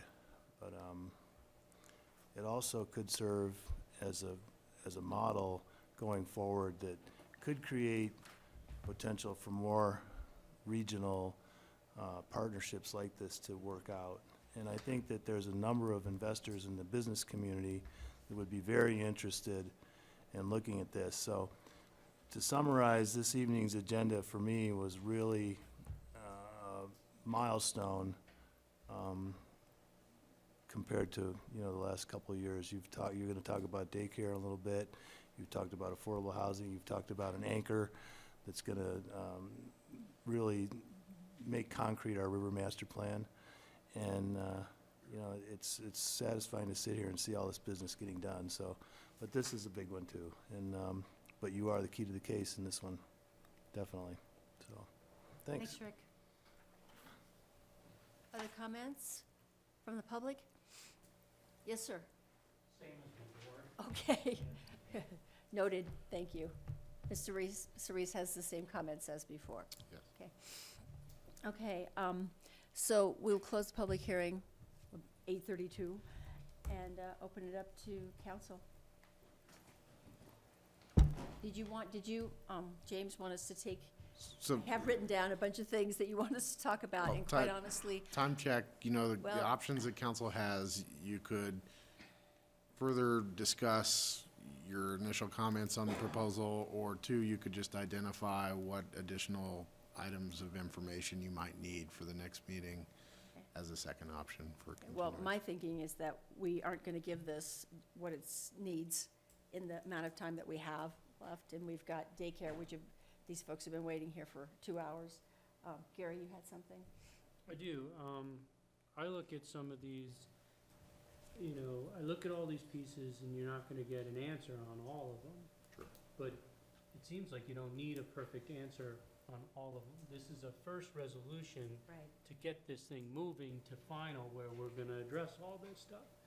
So I don't wanna kick this can down the road. I wanna just get this thing moving, and I'm comfortable knowing that, you know, you go through this thing, I love the fact that you identified the issues that we're gonna have to deal with. And you're just putting all of that up front, and I think we can address all of those issues over the next, how long it takes you to get to the next step. So I'm comfortable. Mayor, can I respond to Gary? Actually, it's kind of like not a respond in conversation. We just need to get the council's thoughts on whether we want to continue this, approve it at this level, try to work on it. Yeah, Bernie? I just have two major concerns, which if they're addressed, I could see approving it now and then dealing with it in final. The two are, number one, I'm concerned with how the exterior design looks. The Keter Grove had some coherence, attractiveness, fit the community. I'm not really totally comfortable with the schematic. These places seem very schematic, like they could fall down next week. And I would want to see a much more substantial sketch plan of the design, and a design that considered its environment, its setting in the community, in the wildland interface, and in the town of Basalt, all things that you can deal with between now and final, but those are what I'm going to be looking for before I give final approval. The other thing is the miscellaneous pre-application agreement on page 3 states financial investment costs, and the developer basically agrees to pay up to $2,500 for financial capability of report if determined necessary by the town manager. And for me, that's a necessity, and that's something that we have been now consistently requiring of most projects in all nonprofits, so that if the town manager would request that and put it into action with our financial management consulting firm and Bruce Ellers, then I would be fine with that, but you could carry that on as you work toward your final. And likewise, to carry on towards your final is regarding the fee waivers. I have the question, actually, to keep in mind for the town, it is mentioned to waive the fees for the town to be able to have a priority to purchase one of the units. And I have a question back to the town is, do we have the budget? Is it in our CIP for 2018 for us to Yes. spend an additional? Yes, I share that concern that Jen just brought up. And again, I think we can work through that as we work toward final and we get our financial analysis back. Exactly. And then the other piece, it's the same thing with the rec department. I'm really excited that you're considering the design and combining those two together. Again, it comes back to, do we have the budget item for that? And it's not in our 5-year CIP. And then I'm going to be consistent with my reflection on all development proposals that come in front of council, is that I agree with P&Z's positioning that a 3-year vested rights, and if you need to come back for an extension, then that's very acceptable and agreeable thing, and that's just consistency across all development proposals. Anybody else? Okay, well, I pretty much agree with Gary that this is just a jumping off spot, and I think we should get the ball rolling. I mean, the big one for me is gonna be the waiver of fees and whether or not we can actually pull our end of the trigger. Yeah, Gary? I make a motion to approve resolution number 5, series of 2017. And would you include, James had an amended condition that he handed out, just include that. And include the amended condition, number 14. Second? Further discussion? All in favor? Aye. Opposed? Okay, thank you. Thank you. You guys did fast and good.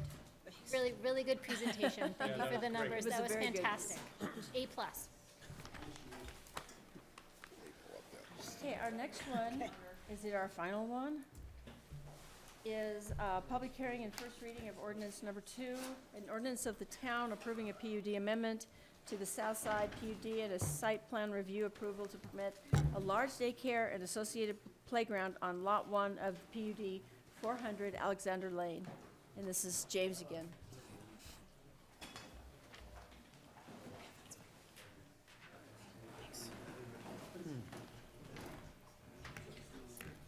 Double.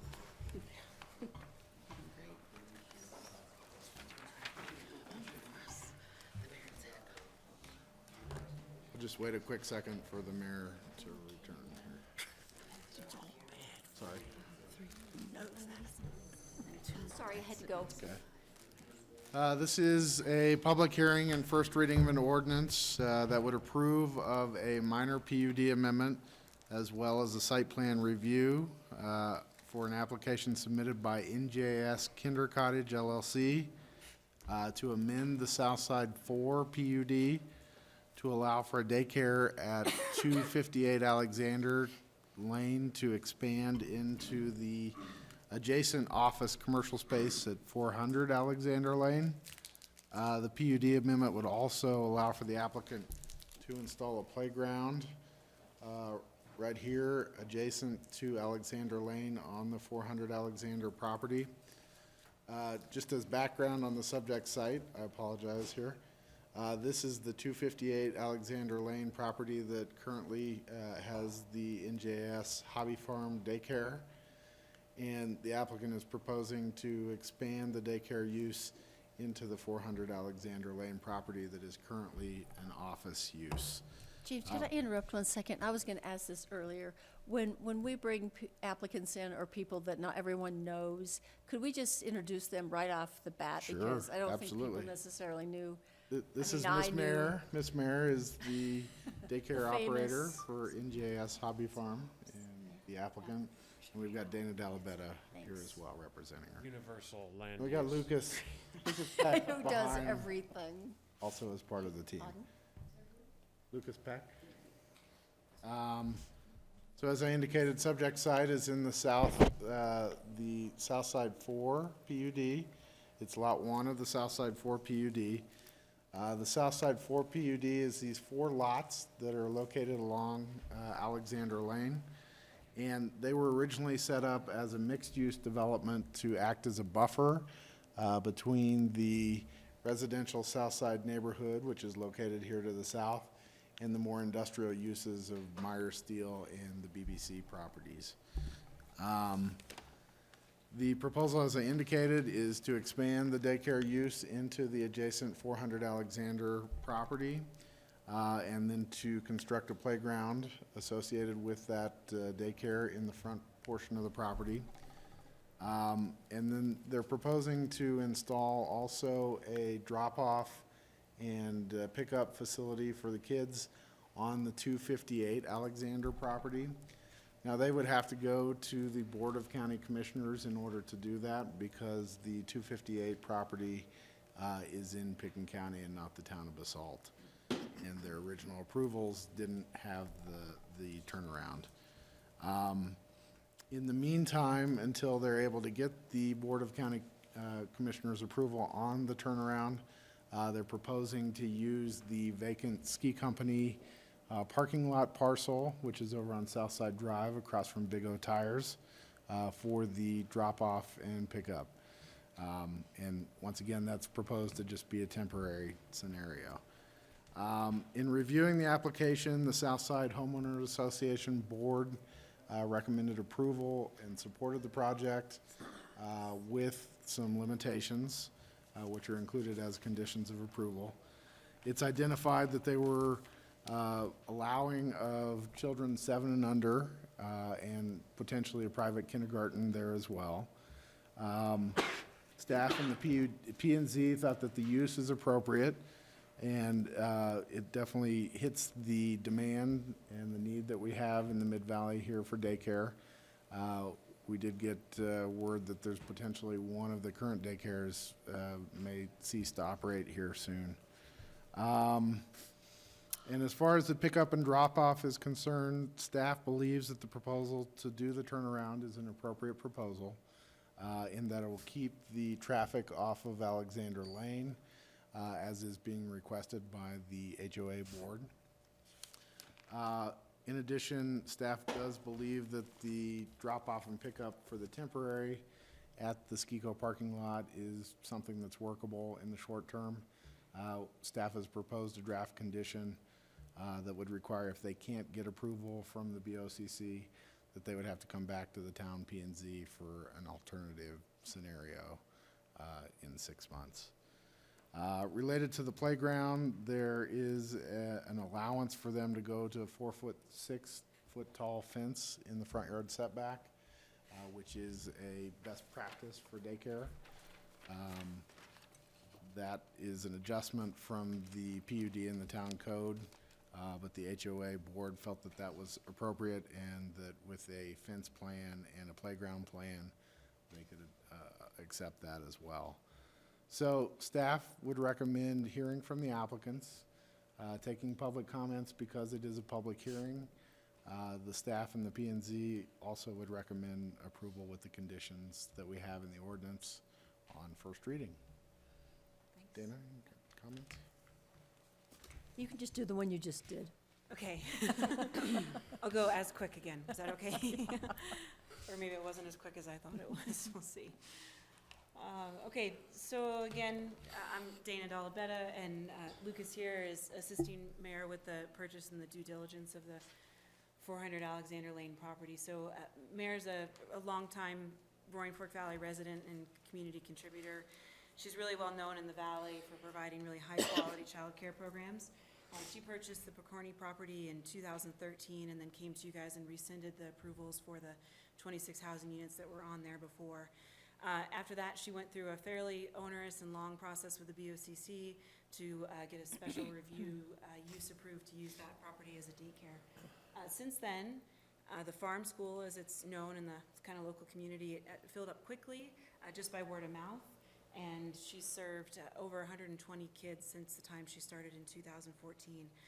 She has 50 families on the wait list right now, and it's closed. She's not accepting any further names. So it's definitely a really popular and well-loved program locally. So with the farm school operating smoothly and filled to capacity, she's staffed up with teachers that she's had for decades, literally, working with her. Mayor took a step back and said, you know, how can I serve the community better? How can I do more? She really wanted to expand her reach, serve more families. And then in addition to that, she's a big believer in paying it forward. So she obviously pays it forward through kind of teaching of the young children that she's interacting with every day. And then she enjoys mentoring kind of the next generation of teachers to allow them to learn and grow as educators as she had the opportunity to do. So she went under contract late 2016 for the existing mixed-use property in Southside with the goal of licensing it for up to 28 students.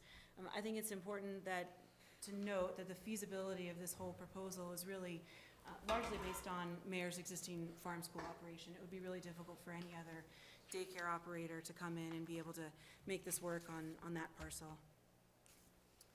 So this is Mayor's mission statement. In general, she just strives to provide really high-quality, children-focused, children-centered programs.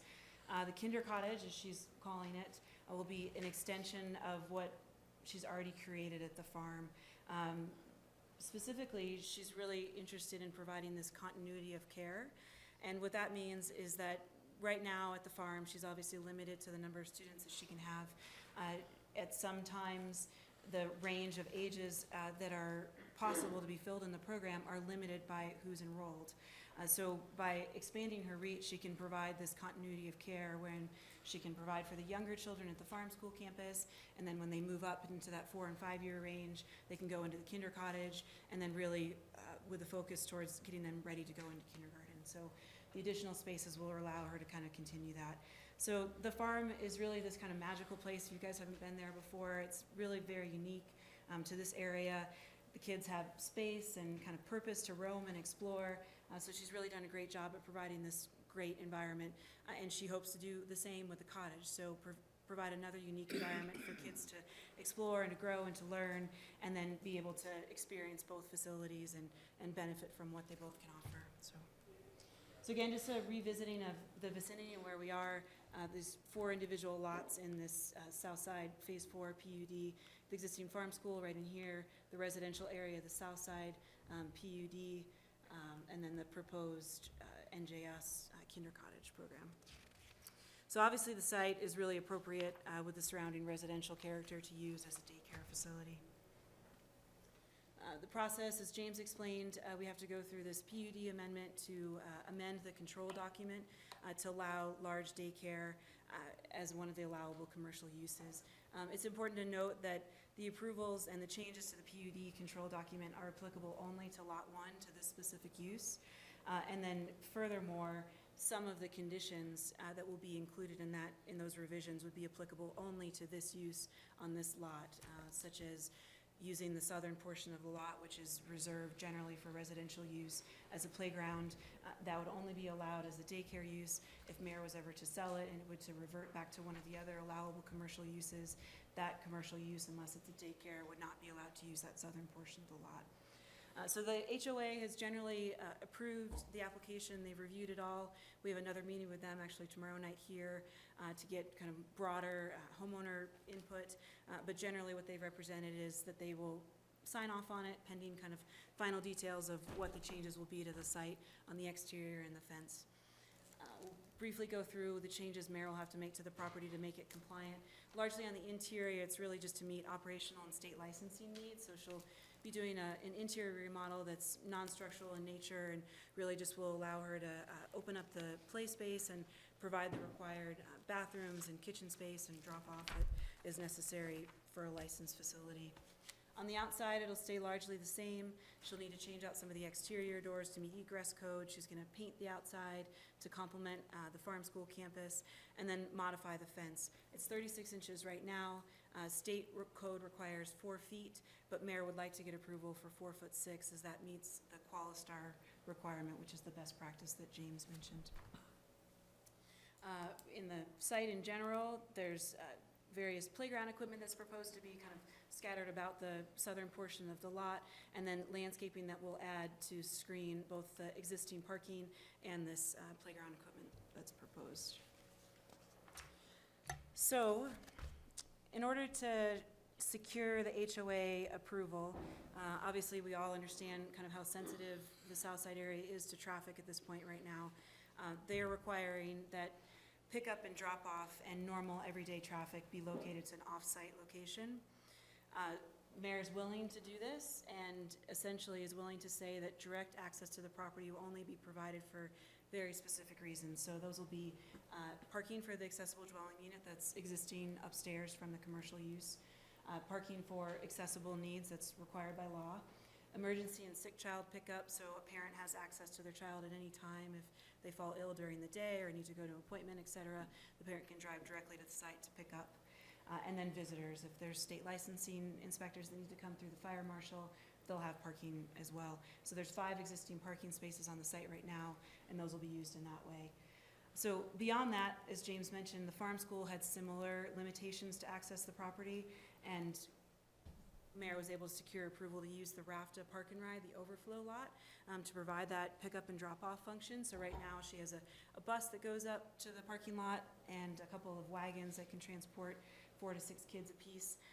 Parents drop off at the Park and Ride, and Mayor transports them over to the site.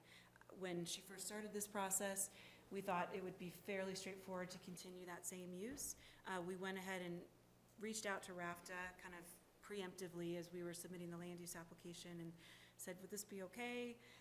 At which point they said, we're sorry, but we've kind of since realized, since you originally started doing this, that we have some federal funding that doesn't allow us to formally endorse any sort of use on a park and ride that's not specifically transit related.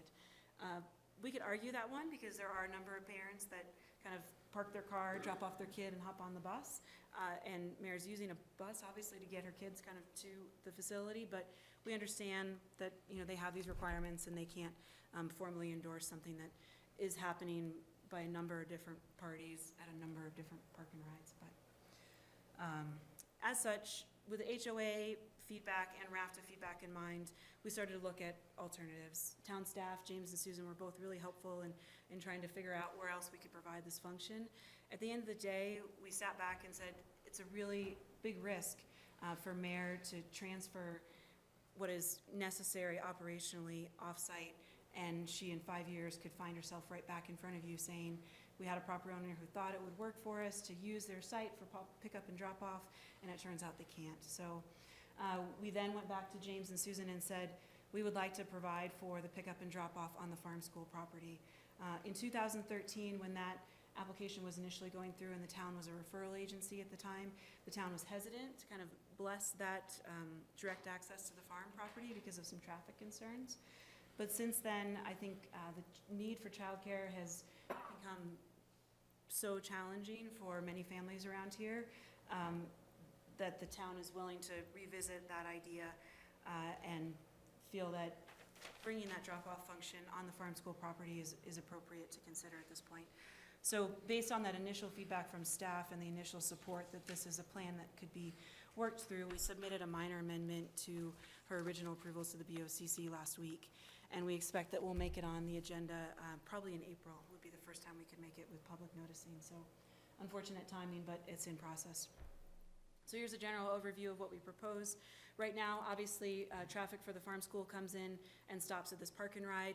This plan essentially extends that impact another block to the intersection of Basalt Avenue and Few Lane. The applicant will still respect the HOA requirement not to travel on Southside Drive and Alexander Lane to access the property. And in fact, we feel like this plan and this proposal to provide direct access to the farm will reduce traffic to 400 Alexander Lane over what the existing use is right now, which does have traffic going in and out of the property on a daily basis. To allow this to be used by both properties, Mayor will cut an opening in her existing fence to allow a gate to be installed, and then she'll delineate a crosswalk just to make sure none of those high schoolers racing through on their bikes have a conflict with kids. In addition, the kids will always be escorted. You know, these are kids that are up to generally right now 5 years old. The approvals ask for up to 7 years old, so the kids will not be wandering between the two properties unaccompanied. This gives you a little more close-up view of what the proposed drop-off plan is. It looks really extensive in this drawing because we needed to show it that we had, you know, the formal space to make this happen. But essentially, it's just formalizing an existing gravel path and turnaround that already exists on the property. The property in total is 2 acres in size, so it really does have the space to accommodate this drop-off. So Mayor will add a new gate. She has a gate that exists right here, right now. She'll add a new gate that'll provide one-way access in for the parents. And then she'll kind of improve a number of pullouts along the one-way access road for parents to kind of stage along the way. We won't be paving this driveway. It'll be graded and a gravel improved road, but we feel like it'll be consistent with kind of the farm nature of the property. There's an existing gate that I should mention right in this general area, so you can see it looks like we're proposing an exit out into Alexander Lane. That's strictly for emergency purposes only, and that was required by the fire marshal when she did her BOCC approval. So at this point, presuming that you guys think the kinder cottage is a good idea, which I think is probably not really the discussion point. The discussion point is more going to be this access. We're proposing to use this turnaround for both facilities. So Mayor is proposing to stagger the drop-off times and stagger the times that both facilities operate to kind of limit the amount of traffic that's on site at any one time. So right now, the farm school property is open 4 days a week, Monday through Thursday. The kinder cottage, if approved, would be open Tuesday through Friday, so parents could cross-enroll if they need 5-day-a-week care, but that generally, you know, your biggest impact and your highest enrollment number will be when both of those facilities are open at one time. So the maximum would be 51 children. She expects about 48 children because she doesn't typically fill up to what she can for state licensing, just to provide a really high-quality experience. So the total traffic is not always necessarily equal to the total number of cars. Right now, she already has within 28 students that attend the farm school. She has about 7 to 10 families that walk their children to the program on a pretty regular basis. Some of them live in the Southside neighborhood. Some of them do come across the highway, and that'll get even easier with the underpass. And then a number of families have multiple children in the program at once, so there's 2 sets of twins right now, so those obviously carpool. And then in the afternoon, a lot of the families do tend to carpool, and I know one mom that picks up as many as 5 kids in her Suburban sometimes. She does. So, you know, 51 students doesn't necessarily mean 51 individual parents coming to pick up. Further kind of into details of how the program will work, Mayor's really great at communicating with parents in terms of what the rules are to make her operation work. So right now, parents are limited to 2 15-minute windows, morning and afternoon, to do the drop-off at the existing park and ride. This would continue with this new proposal, and the 15-minute windows would be staggered between the 2 programs. So essentially, the impact grows to half an hour morning and in the afternoon. So 8 to 8:30, 15 minutes for farm school, 15 minutes for the cottage program, and then the same thing in the afternoon. Right now, we've been watching really closely in the park and ride. Usually about 5 to 6 parents are there at any one time, dropping off the 28 kids that are enrolled in the farm school program. And so we feel like that's going to be pretty typical within the 15-minute window. And if you go back to the site plan, she's proposing to add about 8 to 9 pull-off spots. So we feel like we can easily accommodate the typical number of parents that are there dropping off at any one time. The other thing to mention is that unlike a traditional preschool, the parents do not go inside. So they will drop off their children to teachers that will be standing outside at a staging area, and it makes it for a really quick process right now at the park and ride. It's kind of like you get the kid out, you get the backpack out, and you say, have a great day. There's none of kind of the 15-minute time frame of let me show you this inside the school, et cetera. It's really quick and efficient. So I think it's important to note that she'll continue to work in this way. Again, we know that traffic in Southside is an issue, and so Mayor's been trying to find kind of any creative solutions she can to kind of minimize the number of cars that go over on that south side of the highway. So she already has this bus that she purchased through the BOCC process. She can use that bus to provide a north side option for parents.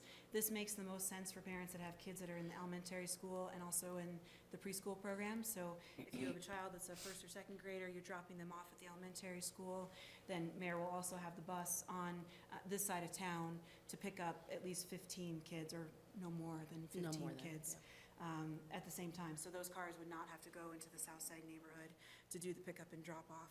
We had reached out to the elementary school to say, could we stage a bus at the bus staging location at the elementary school campus. Initially, they said, we're not sure we're gonna have space for this. So then we spoke with James, who talked internally within the town and offered that Merino Park could be a good option for that. Since then, just this afternoon at 4 o'clock in the afternoon, I got an email from Suzanne Wheeler, who said that they do think they will be able to accommodate it directly at the elementary school. So we're not going to be adding any new traffic to the elementary school. This will only be allowed for a reserved number of children that definitely have siblings that are enrolled at the school over there. So again, we're trying to be really sensitive to what the south side concerns might be, complying with HOA requests not to, direct any traffic to the site, even though generally we're gonna be reducing traffic to the specific site. And when that project was initially approved, as a PUD, there must have been some traffic kind of accounted for and assumed to travel through South Side and Alexander Lane. But Mayor's willing to do that. She thinks she has a good plan that can work at the farm school, and it's, going to be at significant expense to Mayor and to the program, but it does provide her with the long-term security that she needs to run both programs. So again, the interim plan, this BOCC process is going to take us a little bit of time, and we're delayed from where we are within the town.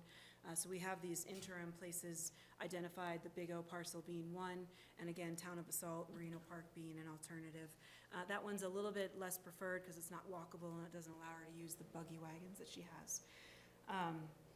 So while we anticipate that you'll support the Kinder Cottage, Mayor's reputable in the area. She's run programs that are this large in Aspen already. There's no, concern as to whether or not she has the capacity for it. What we're more so concerned about is that you can support, particularly to the BOCC, that this drop-off at the farm is something that works for the town of Basalt. Mayor's going at risk and kind of continues to go at risk by the fact that these two approval processes are not timed as well as they could have been if we had anticipated the RAFTA challenges kind of going into this. But she's willing to do that because she really believes in what she's doing. So, we're open to alternatives if you guys have them, but I'd like to just ask that we keep in mind that it has to work kind of in the long term.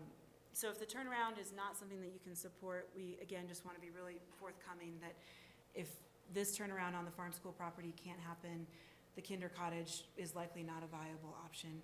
She can't, commit to another 28 to 30 families to provide them with care for their kids, and then all of a sudden not being able to actually get them to the facility. So I hope you can understand that. And then more so than that, the impact that the farm school is having right now in the town of Basalt, it'll be limited. She won't be able to kind of continue her operations at the same capacity that she's at right now if she can't allow this pickup and drop off to happen right on site. So in summary, we feel like this proposal is really consistent with the master plan. It's in an existing residential area, it's close to transit. It kind of further serves to enhance the small town character of Basalt, where families can have childcare close to where they live and work. We know that this council and this town support early childhood education. You guys have done so many times in the past. So we hope that we can, kind of count on your support this time around. We know that there's challenges, but we hope that the short-term impacts, which again is 30 minutes in the morning and 30 minutes in the afternoon from a traffic perspective, outweigh kind of the long-term benefit of what childcare provides to the greater community. So Mayor's put a lot of time, a lot of expense, a lot of effort into this proposal. She's amazingly passionate about providing care to the kids. So I understand this is just a first reading, but just in the interest of time and in the interest of kind of the funds that she has and the risk she has tied up in the due diligence of this, we just would welcome as frank comments as you can give us, so. Okay, thank Idea. you very much. Just the amount of families, it's actually, I have 48 enrolled, 50 on a wait, and the Kinder Cottage will probably be between 55 and 60, because the majority are part-time with the little ones. Okay, Yep. thank you. So, Okay, given that there really isn't any public out here, I'm going to go ahead and open the public hearing at 9:04. Anybody in the public that has a comment?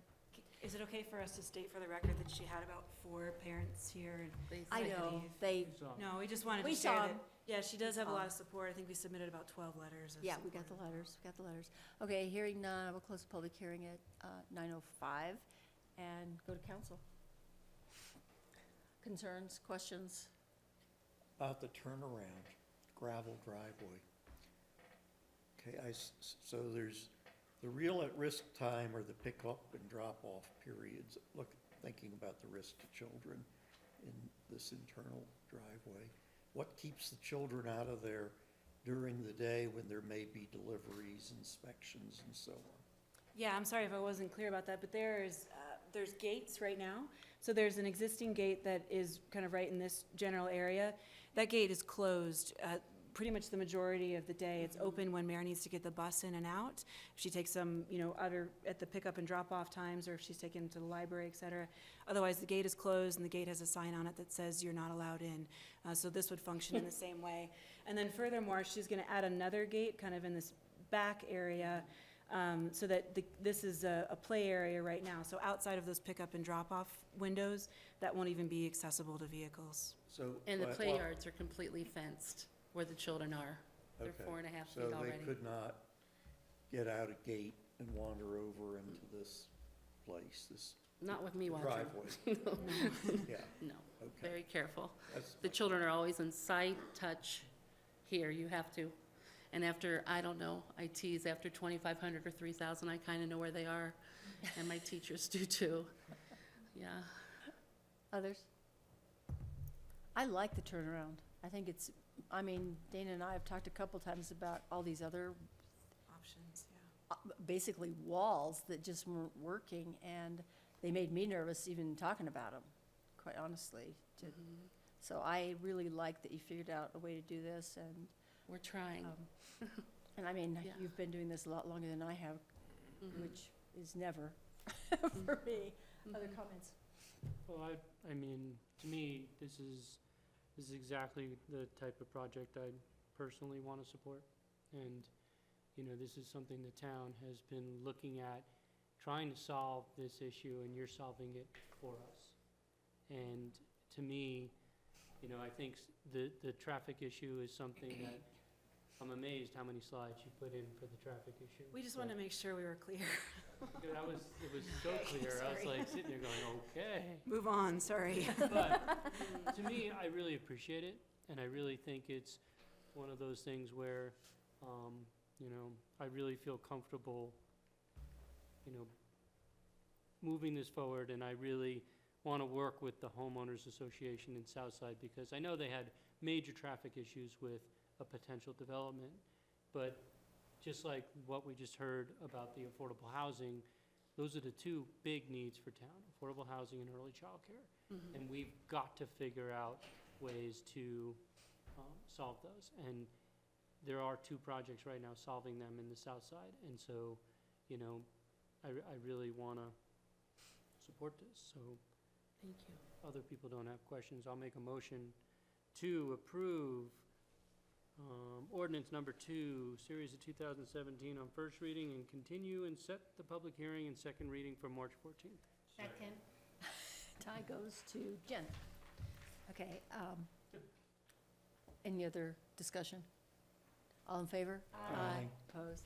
Good job. Thank you. Twice in a row. Tired to go, I guess. Wow. Go to bed. Thank you, guys. Thank Yeah, you very appreciate much. it. Thanks. Go home and Good ideas. really good Hopefully they're ideas. already dead. You heard the alarm, Better be in right? bed. Yeah. As far as I'm Matt? concerned. Madam Mayor? Yes. Can we have a 5-minute break before we You go know, into executive? Let's talk about this really quick. Let's talk about this really quick. Do we want to do this tonight? Do we have to do it tonight? Yeah. Why? Oh, okay, never mind. Well, okay, the first item you definitely have to do. All right. Motion to go into executive Second session. item, well, you don't have to do it tonight because I've only been trying to get it scheduled since 8. I'll make a motion to go in executive session for the purpose of conference with our attorney for the purpose of receiving legal advice on specific legal questions in accordance with CRS 24-6-4024B, specifically the Ted Guy versus Whitsitt lawsuit, and a conference with our... Well, we can say it, not do it. And in conference with our attorney for the purpose of receiving legal advice on Thanks for the specific help, legal Tom. questions in As accordance always. with CRS 24-6-4024B, specifically legal advice on laws applicable to land use applications, including the Roaring Fork CDC property. Second. All in favor? Anxious or what? I want to be clear on what we're doing exactly. We'll just push it through. Okay, this does not need to be recorded because it is strictly for the purpose of privileged attorney-client communication. Seat time tonight. Attorneys and the council and nothing else, no action on Well, that. I mean, either one. Yes. The executive session does not need to be recorded because it is solely for the purpose of privileged attorney-client communications and providing legal advice to the town council. No, no action after this. I don't think I want that.